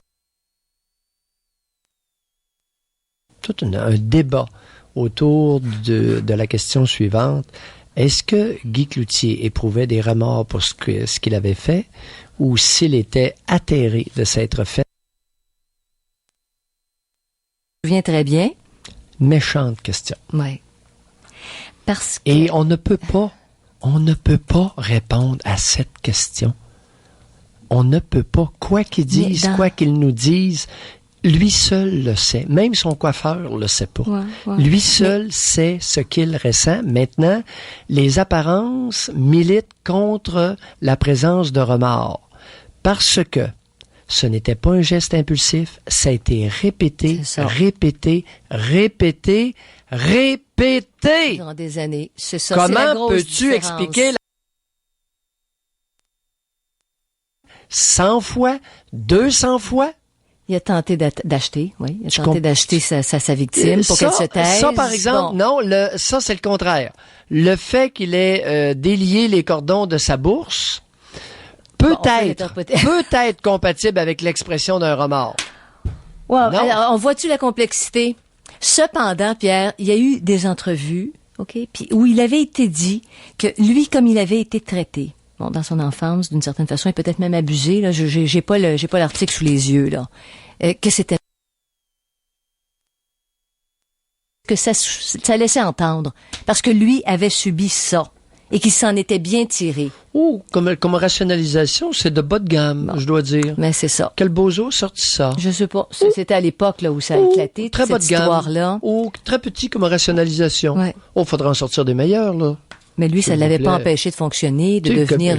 Québec commence quand même à être un petit peu plus sophistiqué, là. Alors, quand on rationalise, lorsqu'on fournit des explications de cet acabit-là, quand même, il faut en fournir un petit peu plus haut, là, parce que, écoute... Mais c'était avancé, ça, à un moment donné. Il y a eu un petit peu d'avancement, quand même, depuis les années 50, s'il vous plaît. Alors, on parle à Georges. Bonjour, Georges. Bonjour, Mme Ross. Bonjour, Dr Mailloux. Ça va bien? Monsieur Georges. Alors, moi, j'aimerais ça que, quand on se parle, là, qu'on me raccroche pas la ligne au nez, là. C'est juste ça que je voulais vous dire, une petite parenthèse. C'est notre discrétion, mon cher Georges. C'est plate, mais c'est comme ça. Alors, allez-y. Ce que je voulais vous dire, c'est concernant les gens les récidivistes et tout ça, là, il y a comme un penchant depuis quelque temps, là, qu'on parle de sentences bonbons, etc., etc. Moi, j'étais allé 3 mois en prison, je vous l'ai dit il y a 15 jours. Oui. Pour des niaiseries. Je me suis fait incriminer par un gars qui travaille pour la cantine mobile à Québec, là, etc., là, c'est-à-dire par le père du fils, là. Mais ce que je veux vous dire, puis j'ai réussi, même quand je suis allé en prison, j'ai suivi des cours de badminton par un ex-député de l'Assemblée nationale qui s'appelle Jean Filion. Probablement que vous le connaissez peut-être. Non, ça fait pas partie de mon cercle. Bon, alors, je vais vous dire une chose. Il y a des gens qui sont en prison. La moitié des gens qui sont en prison. Premièrement, la prison, là, c'est surtout réservé aux hommes. Vous savez ça, hein? Ben oui, 85% d'hommes, 15% de femmes en prison. Il y a beaucoup d'hommes qui sont incriminés, beaucoup, pour des niaiseries, parce que c'est toujours le gars qui a tort. Jusqu'à preuve du contraire, selon ce que j'ai pu constater. Mais en tout cas, vous avez l'impression que c'est une injustice. Vous avez été injustement emprisonné. Oui, c'est puis ça. Même, je vais peut-être écrire un livre dans quelques années. Je vais prendre le temps de pondre mes mots. Mais ce que je veux vous dire, c'est qu'effectivement, il y a beaucoup de gens qui sont en prison, puis des bons potes, là, des bons gars qui n'ont pas d'affaire à être là du tout, qui sont là. Puis, ben ça, si c'est vrai, par exemple, c'est très sérieux ce que vous dites là. Oui, c'est vrai, parce que, écoutez, là... Il y a des erreurs judiciaires, ça, c'est sûr, il y en sort. La prison d'Orsainville, regardez, la prison d'Orsainville à Québec, où j'étais incarcéré dans le G1, là, où j'ai été, là, j'ai constaté là qu'il y a plus que le 3/4 des gars qui sont là, puis il y a à peu près le quart, la prison des femmes, il y a presque pas de femmes qui sont là. Oui. Puis la plupart des gars, ils se sont fait incriminer parce que la fille a dit que lui, il m'a battu, puis il a fait ci, puis il a fait ça. Puis c'est-tu vrai, ça? Donc c'est toujours, on dirait qu'on vit comme le matriarcal que vous dites, là, que c'est toujours le gars qui a tort, puis c'est la fille qui a raison, puis c'est comme le gars qui était sur le pont là, de Jacques-Cartier hier à Montréal, là. C'est le gars, il est là pour défendre quoi? La fille a raison, c'est sa fille qui prend les enfants, puis le gars, il a tout le temps tort. Qu'est-ce que vous en pensez? Non, mais là, vous voulez en venir où, là? Parce qu'il y a des injustices, Georges, c'est vrai. Oui. D'où l'importance d'être vigilant. Simon Marchal a même plaidé coupable, et c'est pas lui qui était le violeur de Sainte-Foy. Alors oui, il y a des graves injustices, et on va profiter de l'incident Simon Marchal à Québec pour faire vraiment une investigation du système. Parce que là, ça l'a failli à tous les niveaux.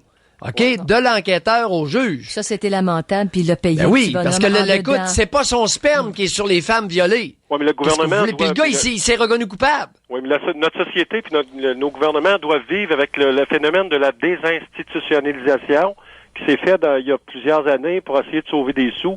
Donc, il y a des gens qui sont incriminés, qui sont considérés comme des criminels. Vrai. Mais qui sont malades. Bon point. Oui, là, vous avez, ça, je le sais. À un moment donné, à la prison de Trois-Rivières, j'avais une aile complète de patients. J'avais 20 patients psychiatriques incarcérés dans la prison de Trois-Rivières. Une aile complète. Ces gens-là avaient des dossiers, Pierre? Tous des patients psychiatriques qui avaient fait différents larcins, mais tous des patients psychiatriques d'abord, des psychotiques. Est-ce qu'on leur apportait des soins en conséquence? Ben, c'était moi qui étais le psychiatre sur les lieux. Excuse-moi.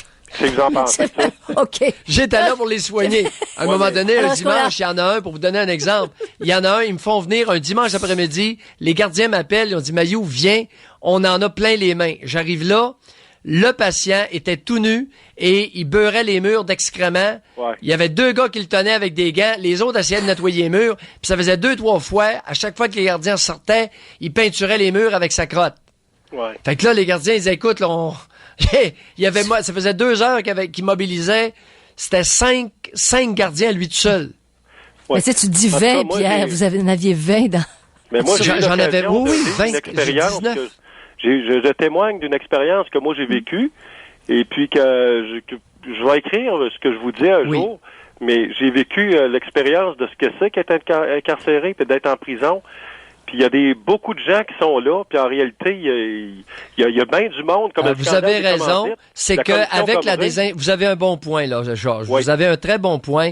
Avec la désinstitutionnalisation, il y a eu et il s'est installé une complicité avec plusieurs psychiatres pour faire incarcérer tous ceux qui souffrent de psychose et qui sont un peu difficiles à traiter.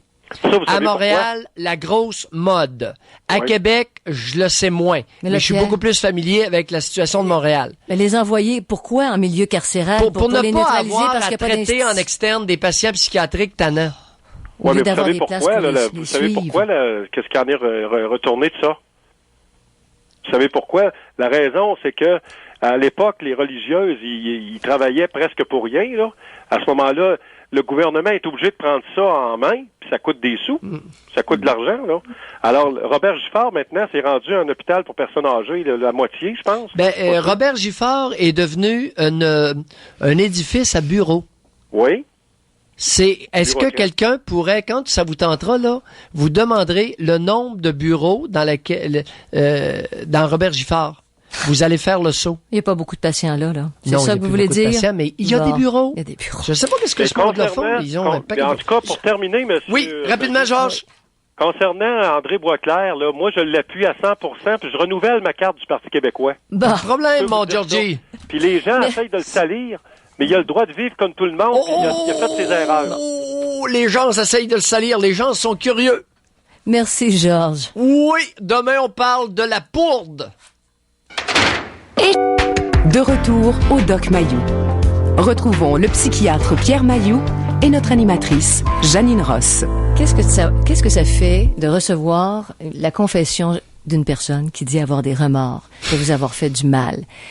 Une personne qui s'excuse. Parce que Pierre, je pense qu'on est sorti de l'ère judéo-chrétienne. On n'a pas de remords. Il y a pas de...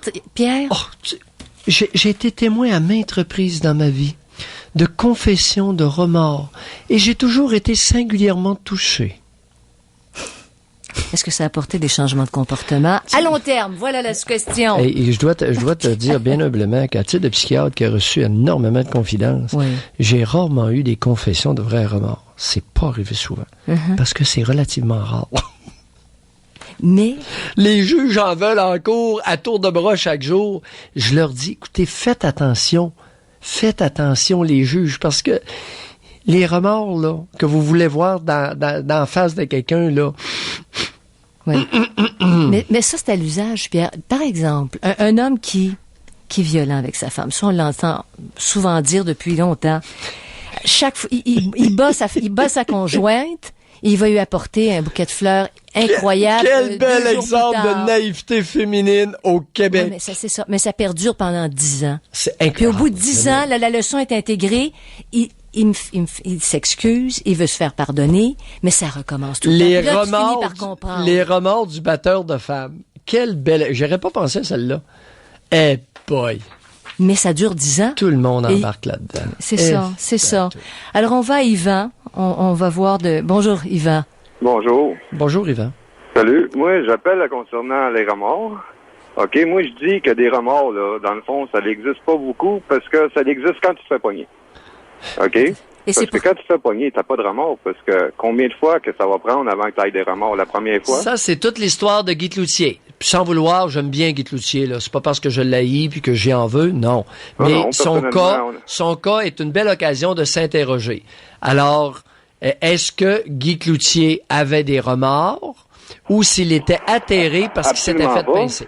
Il a été évalué par 2 psychiatres. Une femme psychiatre et puis un homme psychiatre. Il y a des remords. Quand il y a eu des remords, ami quand il y a eu toute la pression publique et médiatique contre lui, là, c'est sûr, là, tu t'en mal, là, tu te fais dévoiler, là. Oui. Mais quand que tu te fais pas pogner, là, écoute bien, il a commencé avec quel âge, comment-tu, puis il a fini avec quel âge? Elle prétend, si ma mémoire est bonne, c'est 11 ans la première relation sexuelle complète, n'est-ce pas? Bon. Fait que, tu vois-tu, là, elle en a écoute, quand il se faisait faire une fellation dans le parc des Laurentides en se rendant au Lac-Saint-Jean ou à Chicoutimi, puis il y avait des truckers qui passaient puis qui pouvaient le voir. La présence de remords, elle était où? Nulle part. C'est où qu'il a commencé à avoir des remords? À moins que vous prétendiez que l'érection chez l'homme est incompatible avec la présence de remords. Non, mais ça, on parle de pédophilie, là, mais tu sais, le remords, il va dans différents contextes. Est-ce qu'un homme bandé peut avoir des remords? Ben, absolument pas. Pendant son érection? Parce que s'il y avait des remords, il serait pas bandé. Il va perdre son érection? Ben, certain. Vous avez tout à fait raison. Il n'y aura aucune excitation, là. Mais c'est important, là. C'est important, ça. Si jamais un homme excité sexuellement, mesdames, essaye de vous faire croire au fait qu'il ressent un remords, ne le croyez jamais.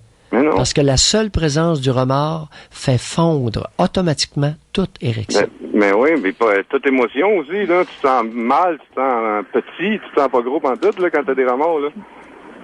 Tu te sens pas fort, tu te sens pas viril, mettons, tu sais. Allô? Oui. Vous écoute.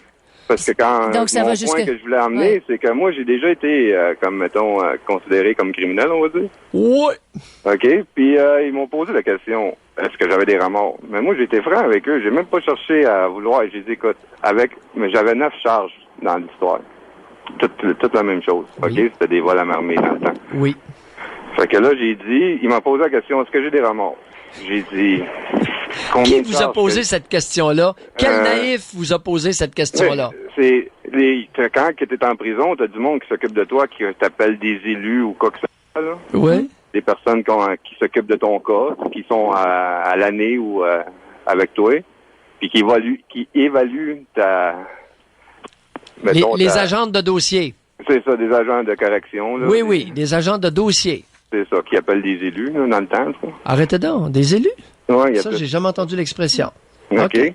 Puis à ce moment-là, comme je te dis, il m'a posé la question si j'ai des remords. J'ai dit, écoute, là, la première, si j'aurais eu des remords, j'aurais-tu commis une deuxième? Non. Admettons, au pire, on va exagérer. Si je n'ai fait un deuxième, je n'aurais pas fait un troisième. J'ai 9 charges de grand, là, tu sais. Vous lui expliquiez ça comme ça. Hein? Vous lui avez expliqué ça comme ça. Ben, exact. Oui. Vous savez, Yvan, ce que je trouve pathétique...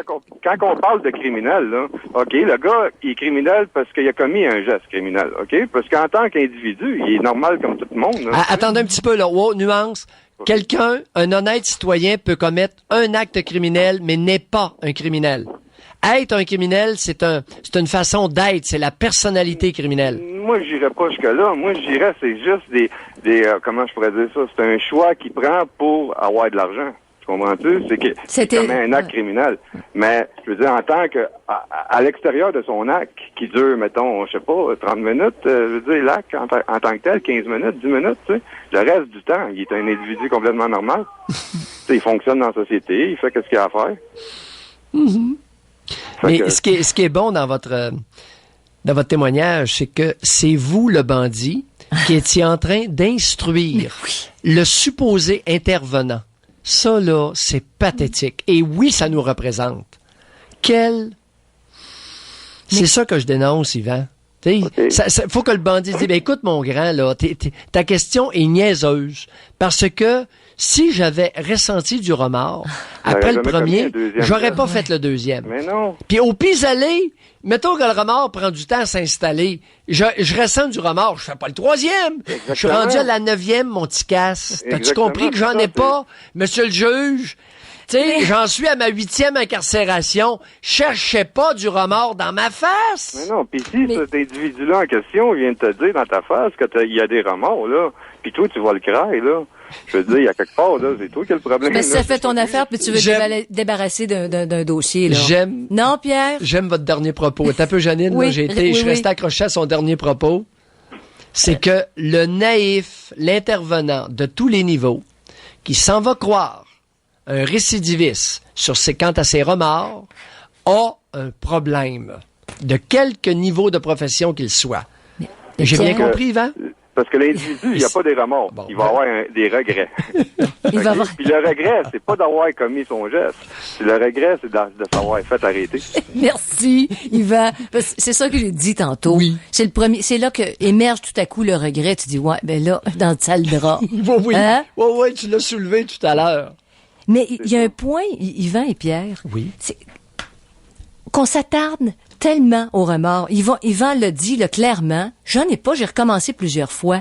Qu'on s'attarde. Est-ce que c'est pas pour éliminer des dossiers? Bon, OK, il a avoué avoir des remords. Dossier classé. J'en ai 10 autres qui m'attendent, des dossiers similaires. Ça se peut-tu, ça? Oui. Il y a beaucoup de lâcheté. Il y a beaucoup de lâcheté qui se cache derrière la pseudo-vertu. Bon, on est lâche, on sait pas quoi faire, on est impuissant, on veut pas rien faire, on veut pas faire quelque chose. Non, moi, comment que j'analyse ça, si vous permettez, là? Allez, en tant, mettons, qu'intervenant que je juge, là, OK? Eux autres, ils ont des études, OK? Puis ils ont quand même étudié en fonction d'un livre, puis ils essayent d'individualiser les livres avec des individus. Ce que je suis pas d'accord avec, mais accepter ils mettent comme un livre qui disent que tel comportement définit à peu près l'individu en question. Moi, je dis que chaque individu est différent. Ouais. Même s'il a commis des gestes qui est pareil avec un autre, il est pas pareil comme l'autre. Les raisons qui... Vous avez un bon point. Alors, Yvan, vous faites référence à la diversité de la faune humaine. Ouais, vous dites, les individus sont pluriels, les hommes ne sont pas tous faits pareils, les bandits sont même pas pareils entre eux autres. Fait que tu peux pas suivre un livre. Même s'il a commis le même geste, là. Même s'il a commis le même crime, exactement. Vous pouvez avoir deux auteurs de hold-up, puis ces deux individus-là, ou prenons le cas de deux assassins. C'est pas les mêmes. Deux assassins, deux types peuvent avoir assassiné quelqu'un et être des individus complètement différents. Assassin, moi, pour que je considère qu'un assassin, c'est quelqu'un qui tue volontairement. Ça, c'est un assassin. Quelqu'un qui tue accidentellement ou que vraiment il n'a pas fait exprès, c'est pas la même catégorie. Je mettrais pas le titre assassin dessus. Pour lui, Yvan, oui. Un conjoint jaloux qui assassine sa conjointe parce que la conjointe l'a flushé. Oui. Est-ce que c'est un assassin? Ouais. Ça, c'est l'exemple entre les deux. Ouais. Hey, Yvan, on a 50 par année de ça au Québec. Est-ce que ce sont des assassins? Oui. OK, vu cet angle-là, oui. On doit se quitter, Yvan. Merci, j'ai juste une chose à poser à Yvan avant de partir. Le fait d'avoir été franc et d'avoir dit au gars, voyons, qu'est-ce que tu penses? J'ai-tu des remords après 9 fois? J'ai recommencé 9 fois. Ça vous a-tu valu plus de temps dedans? Non, absolument Votre pas. franchise? Absolument pas. Ça n'a rien changé. C'est un système de récompense-punition, on va dire, OK? Mais tu leur dis... Pardon? Tu leur dis que t'as pas de remords. Non, je veux dire, eux autres, là, ils fonctionnent avec un système de récompense-punition. Oui. Ils vont même pas avec l'individu en tant que tel. Ils vont selon un dossier, puis ils vont selon la place, selon... Tu sais, c'est comme si le gars, mettons, il a une sentence X. OK. Allez, Yvan, merci. Oui. Vous rappellerez. Bye, c'est intéressant. On s'instruit. Oui. Alors, 790-0224, 1-800-667-5241. On parle aujourd'hui d'éprouver du remords. Croyez-vous à ça? Mailloux. Retrouvons le psychiatre Pierre Mailloux et notre animatrice, Janine Ross. Alors, on parle aujourd'hui de remords, de repentir. Comment c'est reçu? Est-ce qu'on les croit? Quand quelqu'un éprouve vraiment des remords, peut-être qu'il s'ouvre pas à personne. Alors ici, on a un courriel, Pierre. La dame nous dit, j'ai une garderie en milieu familial et je suis en plein dans la phase des remords. Une de mes petites dire à un autre, tu dois t'excuser. Ah, c'est ça. Tu dois t'excuser parce que t'as fait exprès. C'est papa qui le dit. C'est les excuses, là. On oblige les enfants à s'excuser. Donc, à dire des choses qu'ils ressentent pas. Les enfants n'ont pas nécessairement envie de s'excuser. Ils sont peut-être choqués, là, contre l'autre enfant. Oui, on peut forcer un enfant à s'excuser. On ne peut pas forcer un enfant à ressentir du remords. Par contre, avec des enfants normaux, et ce qui se passe au Québec, c'est une culpabilisation outrancière d'enfants sensibles. Et ça, il y a un maudit paquet de bonnes femmes qui sont expertes là-dedans. Et il y a aussi un certain pourcentage de pères. Maintenant, les pères New Wave, là, sont pas pires là-dedans pour culpabiliser, particulièrement des petites filles, à outrance, alors qu'elles n'ont pas besoin de cette cochonnerie-là. Et c'est un handicap à vie. Parce que la personne qui nous écrit ici, qui est en garderie, qui a en milieu familial, elle dit, quand tu fais exprès, pourquoi t'excuser? Tu l'en fais à ce moment-là. Ben non. Si c'est ce que tu voulais faire. C'est ça. Elle dit, tu piles volontairement sur le pied de quelqu'un, tu t'excuses pas. Alors, tu as réfléchi à l'action et tu voulais bien le faire. Par contre, il y a des... c'est pour ça, tu sais, on têtait les oreilles de Gilles Proulx. Un bel exemple. On l'a têté dimanche soir pour qu'il s'excuse. Tu sais, il n'a pas envie de s'excuser. Oh, oui, la petite, je m'excuse. Hey, la petite, je m'excuse. C'est un autre exemple. Les excuses forcées des politiciens dont on parlait plus tôt. Même chose. Puis il a crevé un abcès. Le type a dit ce qu'il pensait. Il a ventilé sa haine envers les adolescentes. Linda Bureau a fait la même chose. Linda Bureau, qui est une femme, une avocate de surcroît, a ventilé sa haine envers les adolescentes.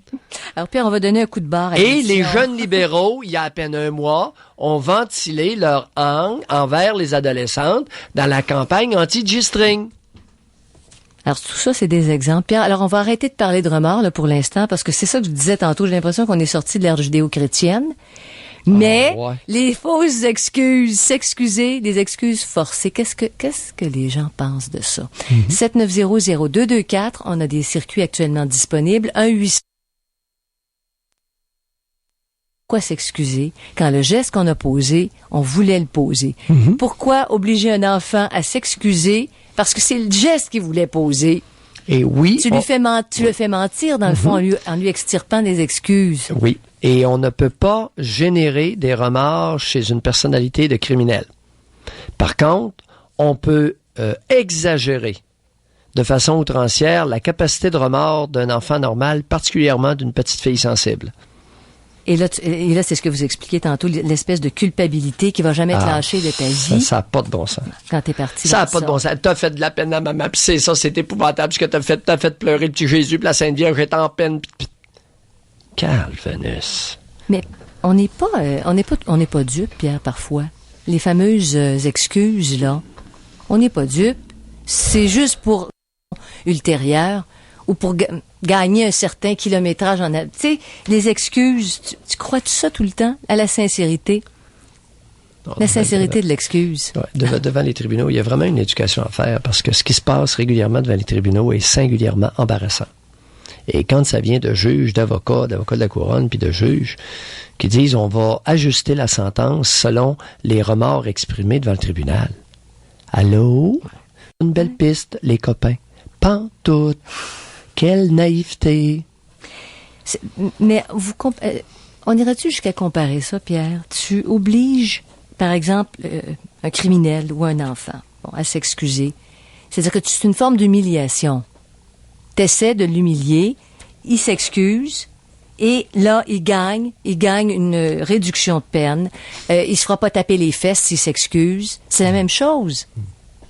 Oui, oh oui. Les fameuses lettres d'excuses. Hey, le bandit, le criminel s'est excusé par écrit à la victime. On réduit la peine. C'est ça. Faut-tu être nono? Faut-tu être nono? Et ne pas savoir que tous les avocats vont tous recommander... Tu sais, c'est gênant, cette histoire-là. Mais Pierre, ça se fait dans l'éducation des enfants de tous les jours. Si tu t'excuses pas, tu vas avoir une punition.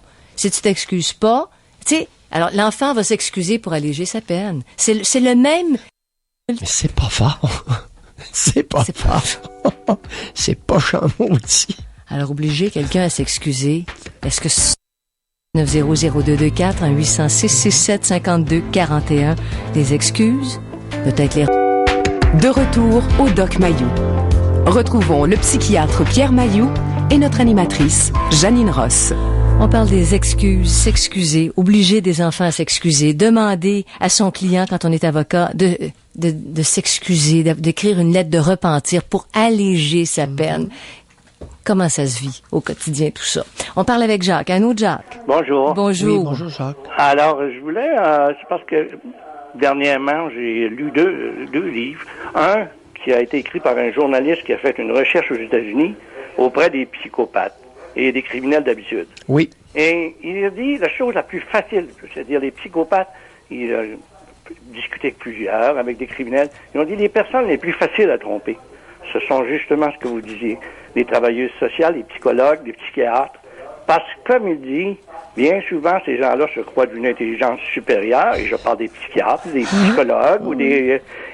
oui, c'est vrai. Ces gens-là sont des manipulateurs, la plupart de ces criminels-là, d'habitude, très forts. Oui. Très, très forts.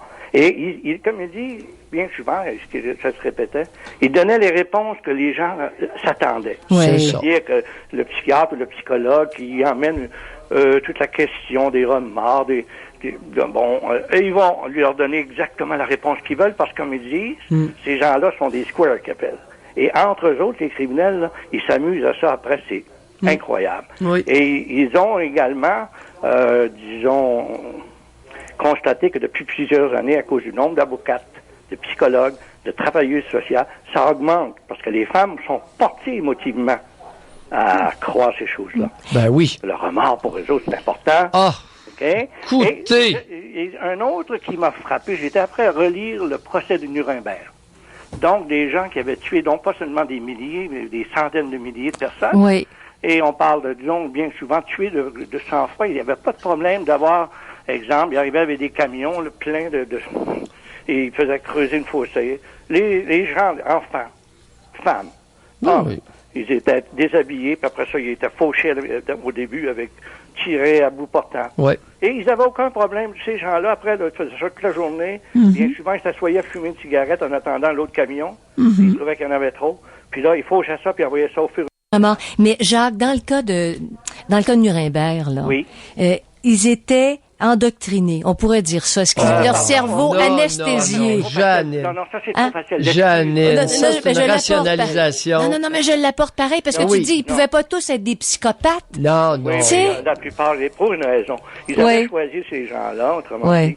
Ils étaient endoctrinés, non. Ils endoctrinaient la plupart des autres. C'était des endoctrineurs. Eux endoctrinaient. Ah non, oui, parce que les autres n'étaient pas des endoctrinés. Ils étaient, en général, des gens très pragmatiques, connaissaient, ils ont pris le pouvoir avec ces choses-là. Et ils ont, après, manipulé les gens.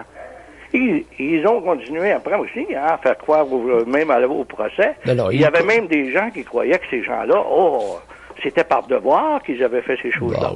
Toujours l'excuse. Pour la grandeur, pour le mieux-être de la nation. C'est ça, et j'obéis aux ordres. Et tout le monde se cherche quelqu'un qui a amené l'ordre. Ah, j'ai seulement obéi à l'ordre. Oui, et ces gens-là étaient tellement fonctionnaires que quand ils faisaient des rapports sur 50 000 morts, disons, ils avaient tué 50 000 personnes, nous espérons que prochainement... Oups. Voyons, qu'est-ce qui se passe? On a un problème? Ces fonctionnaires-là, une tâche à remplir. C'est ça. Et vous croyez qu'arrivait chez eux qu'il y avait des remords? Laissez-moi rire. C'était des bons chrétiens pour ça la plupart, n'oublions pas. Souvent, on dit les méchants, les islamistes, mais n'oublions pas que ces Allemands-là, à 90%, étaient de bons chrétiens. Jacques, prenez le conflit qui se déroule actuellement en Irak. Ça se fait sauter à tour de bras. Une guerre civile. Le génocide au Rwanda. Ça s'est entretué à la machette.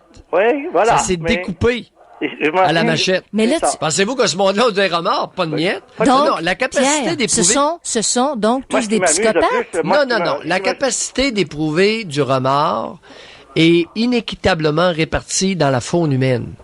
Alors, il y en a qui peuvent en avoir beaucoup et d'autres très peu. C'est pour ça qu'on n'amène habituellement pas les femmes au combat. Parce qu'elles ont une propension à ressentir du remords trop facilement. Ça fait pas tellement des bonnes guerrières. Oui. Tu sais, on les envoie avec les bébés, malgré qu'elles sont pas toutes bonnes avec les bébés, là. Faut en convenir. Il y en a une couple qui vengent le bébé et qui ont pas trop de remords, Janine. Alors, commence là. Comprends-tu? Oui. Par exemple, Dr. Mailloux, c'est la facilité que on peut avoir au recruter des gens comme ça. Je prends l'exemple encore une fois des nazis. Oui. Ils avaient des centaines ils avaient des groupes de commandos. C'est pas juste une ou deux personnes. Là. Alors la pression sociale fait facilement disparaître le remords. OK. Mais c'est ça, puis comme le Rwanda, c'est la même chose, Pierre. On dit, on a attisé des haines des deux côtés ou d'un côté, en tout cas, peu importe. Et le monde embarque là-dedans. Là, il n'y a plus question de remords, t'es capable de tuer. Au Rwanda, il y a personne qui a attisé grand-chose. Ils ont rien, il y avait pas de moyens, il y a pas de journaux. Il y a un petit peu une minuscule radio que quelques-uns ont. Il n'y a pas de TV. Janine, on va prendre un autre t'as pas besoin de exemple l'attiser. Elle est là, la haine. Quand est-ce qu'on va comprendre ça? Si on revient à Nuremberg. Les Juifs, les Allemands, ils les aimaient pas. Bon. T'as pas besoin d'attiser la haine des Juifs. Elle est là. Donc, comment il n'y a pas rien qui te colle à la conscience, là? Il n'y a pas rien, là. OK. Je vous remercie. Allez, bye, Jacques. Mais Pierre, c'est très intéressant le point que Jacques apporte. Comment on peut bâtir des armées comme ça, puis... c'est ça. T'as jamais tué, mais là, tu vas tuer. On t'entraîne pour ça, puis c'est correct. Il y a très peu d'entraînement, Janine. La haine est déjà là. Les Allemands voulaient se débarrasser des Juifs. Pas bien compliqué. Alors, mais c'est justifié, c'est ça, vous parlez de pression sociale. Ils avaient de travers dans l'anus. Qu'est-ce que tu veux? Alors, on parle à Alain. Les Français, beaucoup de Français avaient de travers dans l'anus les Juifs, parce que les Juifs possédaient. Alors, ils ont lâché un coup de téléphone, ils ont dit, venez en chercher, on a nous autres et tout des Juifs. En tout cas, hey! On parle à Alain. Bonjour, Alain. Oui, bonjour, Mme Ross. Bonjour, M. Mailloux. Bonjour, Alain. Je tiens à vous féliciter pour votre émission. J'ai déjà appelé sur votre ligne. Je pense que les Québécois qui donnent la peine de vous écouter avec objectivité et recul grandissent à chaque fois. Mais ça demande juste ça. Bon, moi, le sujet que vous avez soulevé aujourd'hui, ça m'interpelle. Ben moi, quand vous parlez d'excuses ou de remords, moi, je vois ça dans deux volets, ce que ça donne. Oui. Un, je pense que ça sert à moins que rien.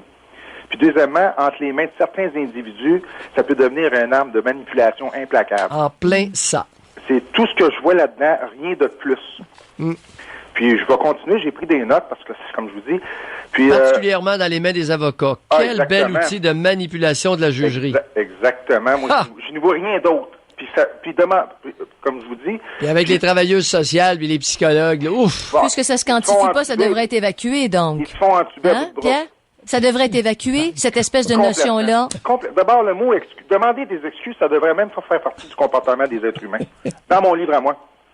Puis là, je suis au fait de demander des excuses à des enfants. Moi, je pense que les parents qui utilisent ce style, j'appelle ça un arme, là, j'appelle pas ça de l'éducation, là, c'est faire preuve de psychologie de bas étage. Moi, je suis père de 2 filles. Et puis, j'ai une situation de garde partagée. Oui. Et puis, le maire, qui est quand même une très bonne mère, elle a joué souvent à ça avec mes filles. Tu vas t'excuser, puis excuse-toi, puis s'ils disent pas de suite. Puis, je vais vous dire honnêtement, moi, j'ai déjà vécu ça quand j'étais jeune, avec une mère qui jouait à ça. Puis, dans ma tête à moi, là, quand je m'excusais, là, excusez-moi l'expression, là, quand je lui disais je m'excuse, là, dans ma tête, je lui disais va donc chier. C'est ça que je lui disais. Oui. C'est en plein ce que mes filles faisaient aussi. Moi, je pense que le rôle d'un parent, là, c'est d'éduquer ses enfants. C'est pas de demander des excuses. C'est de lui faire comprendre pourquoi qu'une situation, on n'est pas d'accord, puis de juste essayer de appliquer une bonne punition. Et voilà. Il n'y a pas de problème, là. De l'expliquer le pourquoi. Ouais. Et puis l'enfant accepte beaucoup mieux ça que de dire, ben là, excuse-toi. Ça, c'est, moi, je pense que demander des excuses à un enfant, c'est de l'humiliation pure et simple. Mais oui. Alors que faire réaliser à l'enfant qu'il a causé des dommages à un autre, est-ce que, tu sais, il le sait déjà. Il le sait. Bon, mais c'est ça. Il n'a pas besoin de se faire rentrer le couteau encore. Oui, mais s'il l'a fait par exprès, si c'était voulu, maudit une claque à l'autre, c'est ça qu'il voulait faire. Exactement. Mais qu'est-ce que vous faites dans les cours d'école où il y a deux petits-enfants il y en a un qui a tapé sur l'autre, les deux doivent s'excuser l'un envers l'autre. Oh, c'est de la grande éducation québécoise, ça. Il y a même plus de responsabilité, c'est le no fault. C'est le no fault. Il y a quelqu'un qui m'a rentré dans le derrière, là, il y a quelques jours. Mais il était furieux quand il a débarqué de son auto. Imagine-toi donc que je te l'ai engueulé. Oui. J'ai dit, c'est toi qui m'as rentré dans le derrière. Hey, j'étais pas content après le zigoto. Il me rentre dans le derrière, puis il était choqué contre moi. Fouessé, là. Non. Hein? Comprenez, si on parle de façon terre à terre, là. Puis il était furieux après moi, puis c'est lui qui me rentre dans le derrière. Exactement. Oh, j'ai dit le zigoto, t'es mal tombé. C'est parce que s'il s'excuse, il reconnaît qu'il est responsable. Alors, écoutez, c'est pas ça qui doit sortir. No fault. C'est justement pas ça. Parce que vous pouvez vous excuser pour une situation qu'on vous force à le faire, puis vous étiez pas responsable nécessairement non plus. Effectivement. Moi, ma fille, elle me conté des situations, puis je lui ai dit, garde, t'as pas à t'excuser, puis si tu t'excuses, ben garde, dans ta tête, ben c'est ça. Mange la marde. Excusez-moi l'expression, là, c'est ligne ouverte, là. Parce que je compte sur certaines choses. Mais là, le genre de parents qui se mettent dans une position d'autorité, j'ai raison, tu as tort, ça vient de finir là, tu t'excuses. Oui. Oui, mais écoutez, là, vous, là, l'autorité, qu'est-ce qu'on va faire du matriarcat si on commence à contester l'autorité? Les bonnes femmes vont s'asseoir sur quel genre? Ouais, écoutez, en tout cas, moi, j'ai ma petite opinion du matriarcat, là. Mais Alain, est-ce que vous le disiez? Je l'ai subi quand j'étais jeune, puis je vais vous dire une affaire. Par exemple, quand elle demandait aux enfants de s'excuser, est-ce que vous disiez votre point de vue, vous donniez votre point de vue là-dessus? C'est sûr, ça a été parce que nous, moi, écoutez, je suis pas présent à chaque moment. Alain, pourquoi votre ex vous a flushé? C'est une des raisons. Votre grande trappe qu'elle trouvait inacceptable. Probablement. Écoute, il n'y a pas une Québécoise matriarche qui va tolérer un homme comme vous. Puis, jamais, pas une. 7-8 ans après, elle dit regretter amèrement de l'avoir fait. Puis, excellent. Oh non, mais vous êtes bien débarrassé, par exemple. Oui, oui. Puis elle se promène d'un zigolo à un autre. Un zigoto, d'un zigoto à l'autre. Puis laissez-la au zigoto, s'il vous plaît. C'est bien certain. Moi, je fais mon rôle de père, puis j'essaye de le faire du mieux que je peux. Oui, puis essayez de côtoyer des femmes qui ont de l'allure. Il y en a encore quelques-unes. Ah, il y en a. Faut travailler. Non, puis comme je vous dis, moi, le principe de l'excuse, de toute façon, quand on parle de remords, moi, je dis, quand on a des regrets, moi, j'ai pas de regrets pour ce que j'ai posé, c'est fait. Je vais m'arranger pour pas leur poser le geste, parce que là, je me dis que je vais en avoir des regrets. Donc, vous tirez des leçons. Oui. On peut se planter une fois, et voilà. Mais après... Exactement. Là, tu peux te dire, ben, je le referai pas parce que là, je vais avoir des regrets. Parce que là, je me suis interrogé sur la portée des gestes. C'est ça. Un accident ou une maladresse diffère d'un geste planifié. Votre bon travail. Salut. Alors, on parle d'excuses on force quelqu'un à s'excuser pour atténuer une peine, pour je ne sais trop quoi. Puis on commence à faire ça avec les jeunes enfants, s'excuser sans explication plus que ça, sans être allé au fond de la question. Qu'est-ce que ça a comme résultat? 790-0224, 1-800-667-5241. De retour au Doc Mayou. Retrouvons le psychiatre Pierre Mayou et notre animatrice Janine Ross. Un commentaire sur notre sujet aujourd'hui, Pierre, un courriel. Au lieu des excuses ou remords, pourquoi pas réparation, qui serait beaucoup plus concret, autant pour la victime que pour le fauteur. Oh, mais Janine, là, on va quand même pas demander un peu de sérieux. On va tout de même pas demander à des criminels d'habitude de réparer les dégâts qu'ils causent. Et dans certains... Mais Pierre, qu'est-ce penses-tu qu'on va demander à Pierre Prévost de réparer les torts qu'il a causés à la jeune fille de 15 ans qu'il a enchaînée pendant une semaine dans une tente dans le bois? Non, ça c'est à l'extrême. Ça, c'est à l'extrême de l'éventail. Mais Pierre, Paul Coffin, il va aller faire sa sentence dans la communauté. OK? Il a volé 1 million. Il a extirpé par le scandale est comme 1,6 million ou 1,5 million. On n'est pas commencer à exiger réparation d'un fraudeur. Voyons, un peu de sérieux. Je sens que vous n'êtes pas d'accord, Pierre. Dans certains cas, est-ce que ça pourrait, par exemple... demander à des truands, à des grands criminels de réparer. Voyons, Janine. Mais dans certains cas, Pierre, où c'est occasionnel, où t'es pas pris avec quelqu'un qui est nécessairement psychopathe ou futur criminel, qui fait... Bon, comme méthode éducative, par exemple. Écoute, tu vas aller réparer ce que tu viens de briser. Je te lis la liste. Est-ce que tu penses que la vie de Pierre Prévost va être assez longue pour réparer ce dont il a été reconnu coupable? Jamais. C'est-à-dire agression sexuelle armée, séquestration, voie de fait armée, enlèvement, menace de mort, extorsion. Jamais. Ça, c'est envers la même personne. Oui. Est-ce que la vie de cet individu-là va être assez longue pour réparer tous les dommages qu'il a causés à une jeune fille de 15 ans? Jamais. C'est clair. C'est impossible. Alors, que reste-t-il pour un individu comme ça? On est tout proche de la peine de mort. En tout cas, Pierre, il y a des chantiers, tu sais, sur les chantiers où ils brisaient de la pierre, là, les goulags, là, des affaires comme ça, ils se rendraient utiles d'une autre façon. Enfin, non, c'est de la main-d'œuvre. Le système carcéral ne vise pas la réparation. Ne vise pas. Mais vous comprenez ce que je dis, là? Oui. Tu dis, ils peuvent pas être réinsérés dans la société, ils sont trop dangereux. Ils pourraient être utiles d'une autre façon. Non, oui, mais aux travaux forcés, puis bon. Non, même les travaux forcés aux États-Unis, oui, on fait travailler les détenus. Mais ici, au Canada, ça ne fait pas partie de la philosophie de réhabilitation. Non, ça, c'est assurément. Non, on ne veut pas. Donc, alors voilà, c'était les commentaires au courriel. Et on parle à Jean. Bonjour, Jean. Oui, bonjour. Oui, bonjour, Jean. Oui, moi, j'appelle pour les ramards, justement. Oui. Moi, je trouve que c'est complètement de la foutaise parce que parce que tant qu'à moi, il y a deux grandes sortes de crimes. Il y a des crimes soit pour l'argent ou des crimes atteintes à la personne. Oui. Si on prend pour l'argent, c'est bien rare, à moins que tu sois vraiment un 2 de pique, que tu vas te faire pogner la première fois. Mm-hmm. Fait que si tu récidives après la première fois, c'est parce que tu t'en fous. T'as pas eu le remords après la première fois, t'en auras pas après la deuxième, comme disait le monsieur tantôt. Puis si c'est un crime contre la personne, un viol ou un pédophile ou quoi que ce soit, même si il y a des remords, puis il y a des remords sincères, en tout cas j'en doute, là, mais c'est que s'il l'a fait une fois, probablement qu'il savait avant de le faire, qu'il en avait avant de le faire. Fait que un coup qu'il va retourner dehors, il va le refaire encore aussi.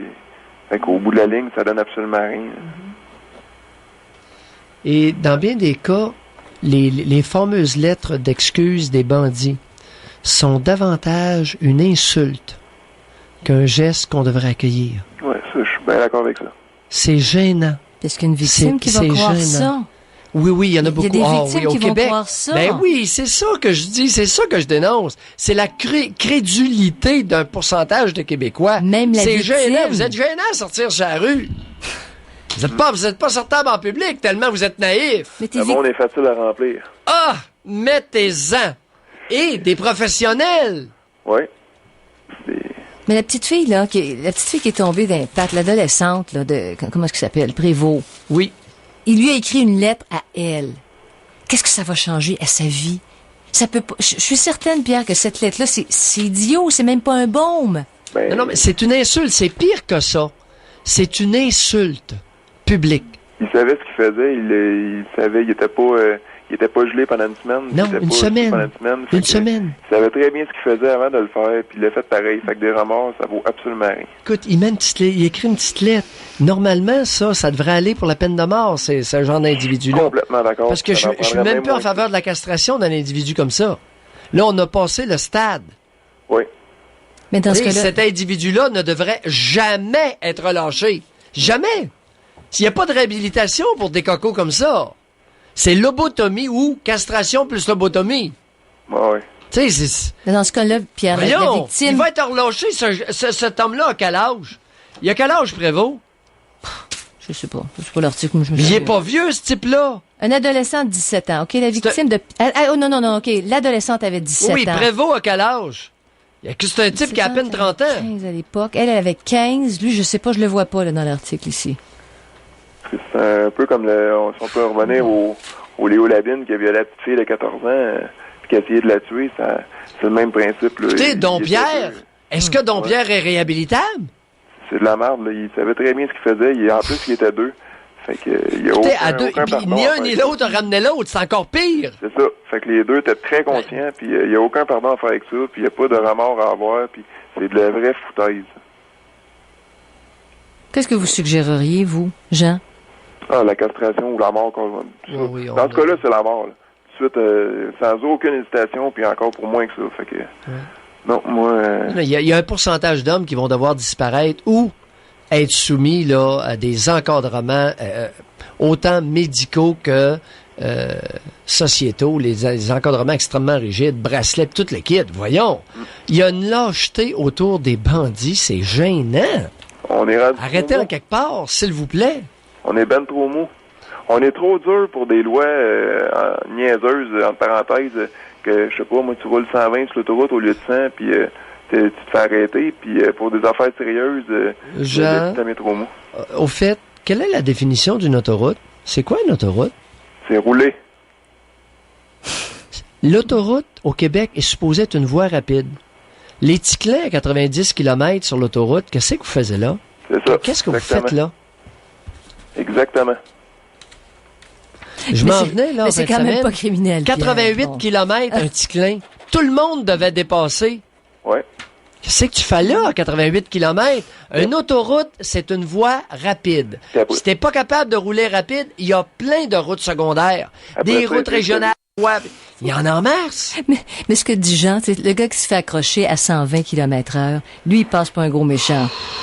Hein, c'est ça, Jean? C'est ça, puis tu te fais traiter de danger public parce que tu roules 130, mais je sais pas, entre rouler 130, quand tout le monde roule 130, parce que quand il y avait pas quand il y a des grèves policières, quoi que ce soit, les vitesses des autoroutes, ça monte tout, puis il y a pas plus de risque d'accident pour une autoroute, là. Je te dis pas dans une zone scolaire ou dans C'était méchant flop. Vous soulevez un très bon point. Lors de la dernière grève des policiers de la SQ, à ce qu'on sache, ça roulait beaucoup plus vite sur les autoroutes, et à ce qu'on sache, il n'y a pas eu cette année-là plus de morts sur les routes. Oh, que c'est plate! C'est ça, justement, ils mettent ça bien sévère pour des niaiseries de même. Ouais. Puis se faire taper ses doigts puis perdre notre temps. Hey, la ceinture de sécurité pour les automobilistes, les motocyclistes, eux. C'est ridicule. Les motocyclistes, est-ce qu'ils s'attachent? Ben non, oui. Sauf que quand c'est le temps de mettre les vraies culottes puis les juges de mettre le vrai point sur des viols, des meurtres, des pédophiles, ben ils sont pas capables. Disons que ça fait bizarre. En tout cas, ce qui transpire dans les journaux, là, tu dis, waouh, il y a de quoi se révolter. Je pense qu'il y en a qui ils dépassent la naïveté, ils sont révoltés. Oui, il y a un manque de consistance, de congruité et même de cohérence. Merci. Allez, bye, Jean. Merci, Jean. De retour au Doc Mayou. Retrouvons le psychiatre Pierre Mayou et notre animatrice Janine Ross. Alors, on parle de l'effet des excuses, de faire s'excuser, exprimer des remords à un criminel et faire excuser un enfant qui a posé un geste puis qui voulait le poser. Est-ce que, dans le fond, c'est pas pour alléger les punitions, c'est une manière de... Oui. Comment t'appelles ça, donc, Pierre?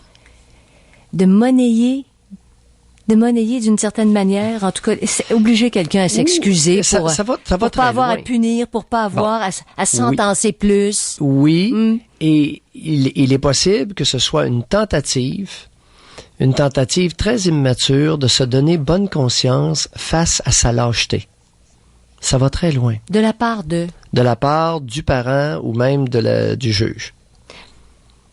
De ne pas, dans le fond, tu veux pas aller plus loin, c'est ça? T'as la lâcheté. T'es lâche, tu veux pas aller plus loin, tu veux pas te forcer les méninges à faire sortir d'autres choses. Oui. Bon, OK. Alors, tu ne veux pas faire de la Ruffo. Alors, ne voulant pas faire de la Ruffo, qu'est-ce que tu fais? Tu demandes au bandit, t'as des remords, hein? Oui, on va t'alléger ça. Alors, ça devient une façon qui est assez très particulière pour masquer une lâcheté devant une... C'est très possible parce que, enfin, on parle à Alain. Tout existe. Au niveau des motivations derrière les comportements, peu importe le niveau de professionnel, il y en a. C'est une voie de facilité. Oui. Ça peut être ça. Oui. Ouais. Et ça peut être, plus l'individu est intelligent, plus la motivation va être enrobée. Et dans certains cas, difficile à débusquer. On parle à Alain. Bonjour. Oui, bonjour. Bonjour à vous. Alain. Oui, moi, j'appelle, je veux parler de moi. Sur ce sujet-là être coupable. Oui. Moi, je veux juste dire une chose, c'est que moi, j'ai eu des problèmes dans le passé. Puis ça, là, c'est la meilleure excuse que je me donnais, que je disais aux autres, mais que je me donnais à moi pour me soulager, puis recommencer après. Ah oui? Oui. Vous exprimiez des remords? Oui. Ça vous soulageait? Ça me soulageait. J'avais pas besoin à me justifier. Oui. Mais sur un côté, ça me disait, si mettons, ma conjointe était d'accord, ça me disait, recommence. Ben oui. C'est en plein ça. C'est l'expression des remords chez les batteurs de femmes et d'une porte ouverte au recommencement, à la récidive. C'est ça. Même chose chez les bandits. Oui. Moi, en tout cas, c'est même que je vois ça, parce que moi, dans le passé... Mais à quoi servait la confession? La confession servait à soulager la conscience et permettre la récidive. C'est ça. Ça, je suis d'accord avec vous à 100%. Ben oui. Parce que moi, j'ai vécu des choses que j'étais comme, je vais vous le dire, ça me dérange pas. J'étais narcoman à un certain moment de ma vie. Oui. Après, j'ai tombé dans un joueur compulsif. Puis c'est là que j'ai réalisé le problème que j'avais. Pour régler mon problème, il fallait que je me pose des questions à moi-même. Pourquoi que j'agissais de même? Puis quand c'était temps pour me faire pardonner, parce que je savais dans qu'est-ce que je faisais. Parce que quand avant de faire le geste, je le savais. Mais je me foutais des conséquences. Mais quand c'était temps à revenir chez moi, ou ma femme m'envoyait à geler, ou je venais d'arriver, puis j'avais plus une scène sur moi, mais c'est que je me soulageais à dire, mais c'est pas de ma faute. C'est moi la victime, c'est pas les autres, c'est moi qui est la victime. Ben oui. Vous êtes victime d'une grosse maladie. C'est exactement. Oui. De temps en temps, dans vos moments d'excuses? Du tout. Oh, pas de larmes? Non. Oh, les yeux secs? Oui. Mais vous adoptiez quel ton? Le même ton que je vous parle en ce moment. Ben oui, mais à ce moment-là, comment vous faisiez pour exprimer, de quelle façon vous exprimiez vos remords et vos regrets? Ben, je disais à ma femme, j'aurais pas dû faire ça. Je sais que on s'est mis en cours dans la merde. C'est ma faute. Ben oui, ben c'est ça que je vous demande. Le ton, c'est oui. Ouais. Alors, vous aviez le ton de l'épagnol repentant. Exactement. Ben oui. C'est un mea culpa. C'est pas une fierté que je dis ça, là. Non, je le sais. Moi, je veux juste expliquer la manière que moi, je le pense. Oui. Puis la manière que j'ai vécu ça dans Pendant que vous exprimiez vos remords et vos regrets, votre conjointe, elle venait avec quelle face? Quelle face qu'elle vous faisait pendant ce temps-là? Je veux dire la face, mais je veux dire ma femme, elle savait bien trop, là. C'était quoi que... Mais quelle face qu'elle vous faisait? Quand vous réussissiez à la convaincre, là? Non, mais c'est ça, je veux dire, moi, à un coup, je l'avais convaincu à dire, OK, on va recommencer, puis on va essayer de faire le mieux. Mais donne-moi, là, c'est comme, tu sais... Non, mais elle, quel visage elle adoptait? Et quelle attitude elle adoptait? Ben, l'attitude de... bon, j'ai osé à l'exprimer. Non, juste, qu'est-ce qu'elle faisait? Vous, elle venait avec quelle face, puis comment elle agissait? Bon, ben, elle était choquée, c'est le coup. Oui. Mais pas longtemps après, elle revenait correcte. Oui, puis là, elle faisait quoi par rapport à vous? Quelle attitude qu'elle adoptait? Quel geste qu'elle posait? Mais le geste qu'elle posait, tout ce qu'elle me disait, c'est de ne pas recommencer, de continuer de faire un Oui, mais est-ce qu'elle se rapprochait de vous? Est-ce qu'elle s'éloignait? Elle vous donnait-tu des petits bécots? Elle vous prenait, puis elle vous mettait la tête sur son petit sein, puis elle disait, mon petit garçon, là, t'es tout pardonné? Oui, c'est justement ça. Bon. Pardon? Oui, c'est ça. Qu'est-ce qu'elle faisait? Décrivez-le. J'aime pas vous mettre des mots en bouche. Mais non, c'est ça que je dis. C'est ça, elle me prenait comme en faisant pitié, que je faisais pitié. Oui. Puis comme, c'était pas même qu'elle me dirait, ben, je te pardonne, cette fois-là, là, recommence. Mais concrètement, à vous presser, ces gestes, là, sur vous, c'était quoi? Ben, c'était rien, là. Elle me laissait faire, là. Parce que moi, je savais qu'en rentrant chez nous, j'avais un certain contrôle, là. Elle était pour plier, elle était pour... Non. C'est à moi comme... Bon. Mais il y avait un allègement de sentence, par exemple. Elle arrêtait de se choquer. C'est ça, vous l'avez dit. Bon. Au début, elle était choquée. C'était une bonne naïve comme un paquet de Québécoises et d'hommes bien féminisés chez nous, n'est-ce pas? Naïve, un petit peu naïve sur ce côté-là, oui. Un petit peu. J'aime le un petit peu. Sauf que ma femme, aujourd'hui, oui. Elle est plus de même, là. Non? Elle était voir les ressources. Oh! Elle était aux ressources pour voir... Oh, puis aux ressources, on l'a guéri de sa petite naïveté. Non. Je parle, là, moi, là, envers moi. L'attitude qu'elle a envers moi. Oui. Elle n'a plus la même attitude qu'elle avait déjà l'année passée. C'est-à-dire? C'est-à-dire qu'elle, comme je vous dis, elle était aux sources, elle était s'informer. Oui. Elle essayait de comprendre. Oui. Pourquoi j'agissais de même. Oui. Puis aussi, pourquoi elle n'avait pas de contrôle. Oui. Non, mais elle a compris certaines choses. Oui, puis là, elle agit comment maintenant vers vous quand vous arrivez, là, puis vous avez drogué, vous avez tout gaspillé à paye dans les machines à poker? Ben, c'est ça. Ben là, je suis plus de même aujourd'hui, là. Ah. Mais ça, dans le temps, je veux dire, là, c'était pas rose, là. Oui, mais après, elle est allée aux ressources. Oui. En quoi son comportement a changé envers vous, alors que vous étiez narcomane et gambler? OK, oui, mais j'arrivais chez nous, ça marchait plus, là, moi, là, quand j'ai essayé de l'enjôler, là, il disait, c'est pas super, c'est moi, c'est dans ça. Oui. C'est moi le gros méchant. Même, là. Oh, non, c'était comment? Ah, non. C'est ça que tu fais? C'est ça que tu veux? Ben, si tu veux faire ça, va-t'en tout ça, puis fais ce que tu veux faire. Oui. Puis? Ben, Puis je la trouve quand même bien, là, à comparer qu'elle était déjà avant. Ouais. En tout cas, c'est pas facile, là. Mais ça donne quasiment raison, Pierre. L'appel d'Alain, là, la femme qui va attendre pendant des années, son conjoint exprime du repentir. Je m'excuse, je suis un pas fin, je suis un si. Elle reste parce qu'elle pense, mais Alain a changé. Oui. Alain, il a arrêté de jouer. Fait que votre appel, Alain, il exprime la dynamique, mais il exprime, ça vient quasiment aussi donner raison à tous ceux qui espèrent que le conjoint ou la conjointe va un jour effectivement se repentir au point d'arrêter d'avoir des comportements qui n'ont pas d'allure. Oui, puis vous êtes encore ensemble? Oui, on est encore ensemble. Oui. Avez-vous des enfants? Oui, j'en ai 4. Oh, 4 enfants? Oui. Et qui les fait vivre, ces enfants-là? Ben, c'est moi qui les fais vivre. Il y a plus en faisant quoi? Je suis plus joueur. Je reste quand même un joueur, mais non actif. Mm-hmm. En faisant, qu'est-ce que vous faites dans la vie? Ben, moi, comme c'est là, je suis sur une invalidité. Ah bon? Vous êtes invalide de quoi? J'ai eu un accident dans le passé. Quelle sorte d'accident? J'ai eu un accident d'automobile, puis j'ai de la misère à marcher. Ça. Oui, un accident d'automobile alors que vous étiez en état d'ébriété, sous l'influence de la drogue? Oui. Oui.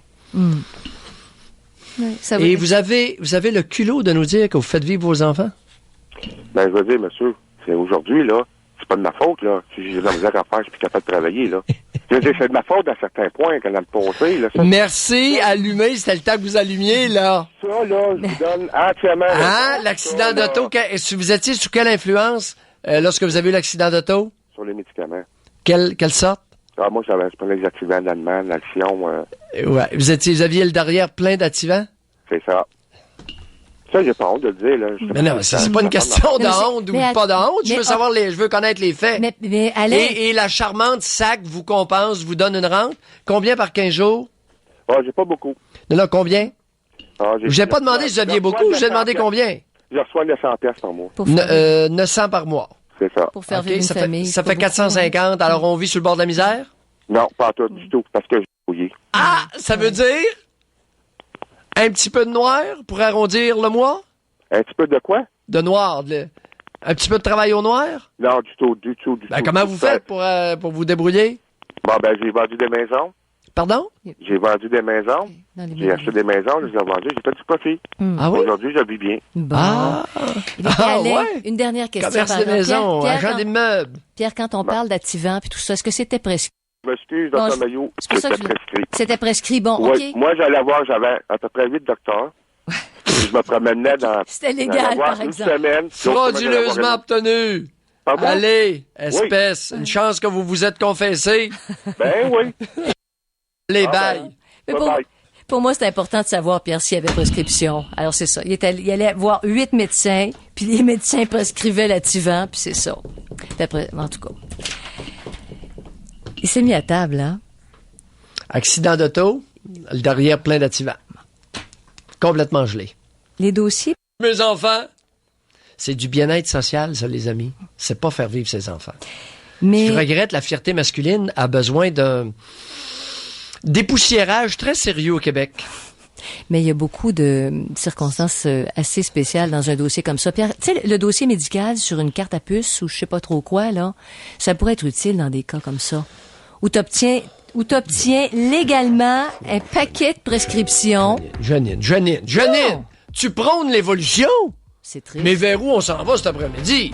Prôner l'évolution d'une société. Comment t'appelles ça? Une carte à puce. Écoute, t'as le dossier médical informatisé. Non! Est-ce qu'on pourrait en faire un mauvais usage? Quoi? Mais là, on fait pas de mauvais usage des prescriptions. Pauvre Alain, il pourra plus se droguer là-dessus. Mais Janine! Pierre, c'était tout un portrait quand même. Merci beaucoup, Alain, parce que ça éclaire sur toute l'interaction entre les jeux. On parlait aujourd'hui des excuses, des remords, pour peut-être mieux continuer, recommencer ce qu'on fait qui déplaît ou qui porte préjudice à d'autres. Il y a un courriel ici en réponse à un... C'est une deuxième partie, c'est une réponse, ça, Pierre. La personne revient là-dessus, surtout comme méthode éducative à la maison, à la garderie, à l'école, et pourquoi pas pour les délits mineurs. C'est ça. Alors, dans le fond, mais pourquoi pas pour les délits majeurs, je comprends pas. Raison de plus, dans un cas de délit majeur, de réparer le tort causé. Mais c'est quoi cette affaire-là? Mais les exemples que vous avez donnés, je pense, Pierre, ça exclut réparation dans les cas de grands criminels. Tandis que dans des cas de délit mineurs, peut-être... Je comprends pas. Parce que c'est ce que vous avez dit tantôt. Est-ce que vous pensez qui peut réparer les dommages causés à la victime de Pierre Prévost? Oui. Bon, c'est irréparable. C'est irréparable. C'est irréparable, mais c'est pas parce que c'est irréparable qu'on ne doit pas tenter de le faire. D'aller vers une réparation. Ben voyons, l'individu, écoute. Faire réparer par l'agresseur. J'entends régulièrement des personnes dire, j'ai été incarcéré, j'ai payé ma dette envers la société, je ne lui dois plus rien. Oui. Hey, Ticasse. Ouais. Un instant, là. Wow! La réparation, Pierre, on t'a fait vivre à 80 000 par année, là, dans ton hôtel.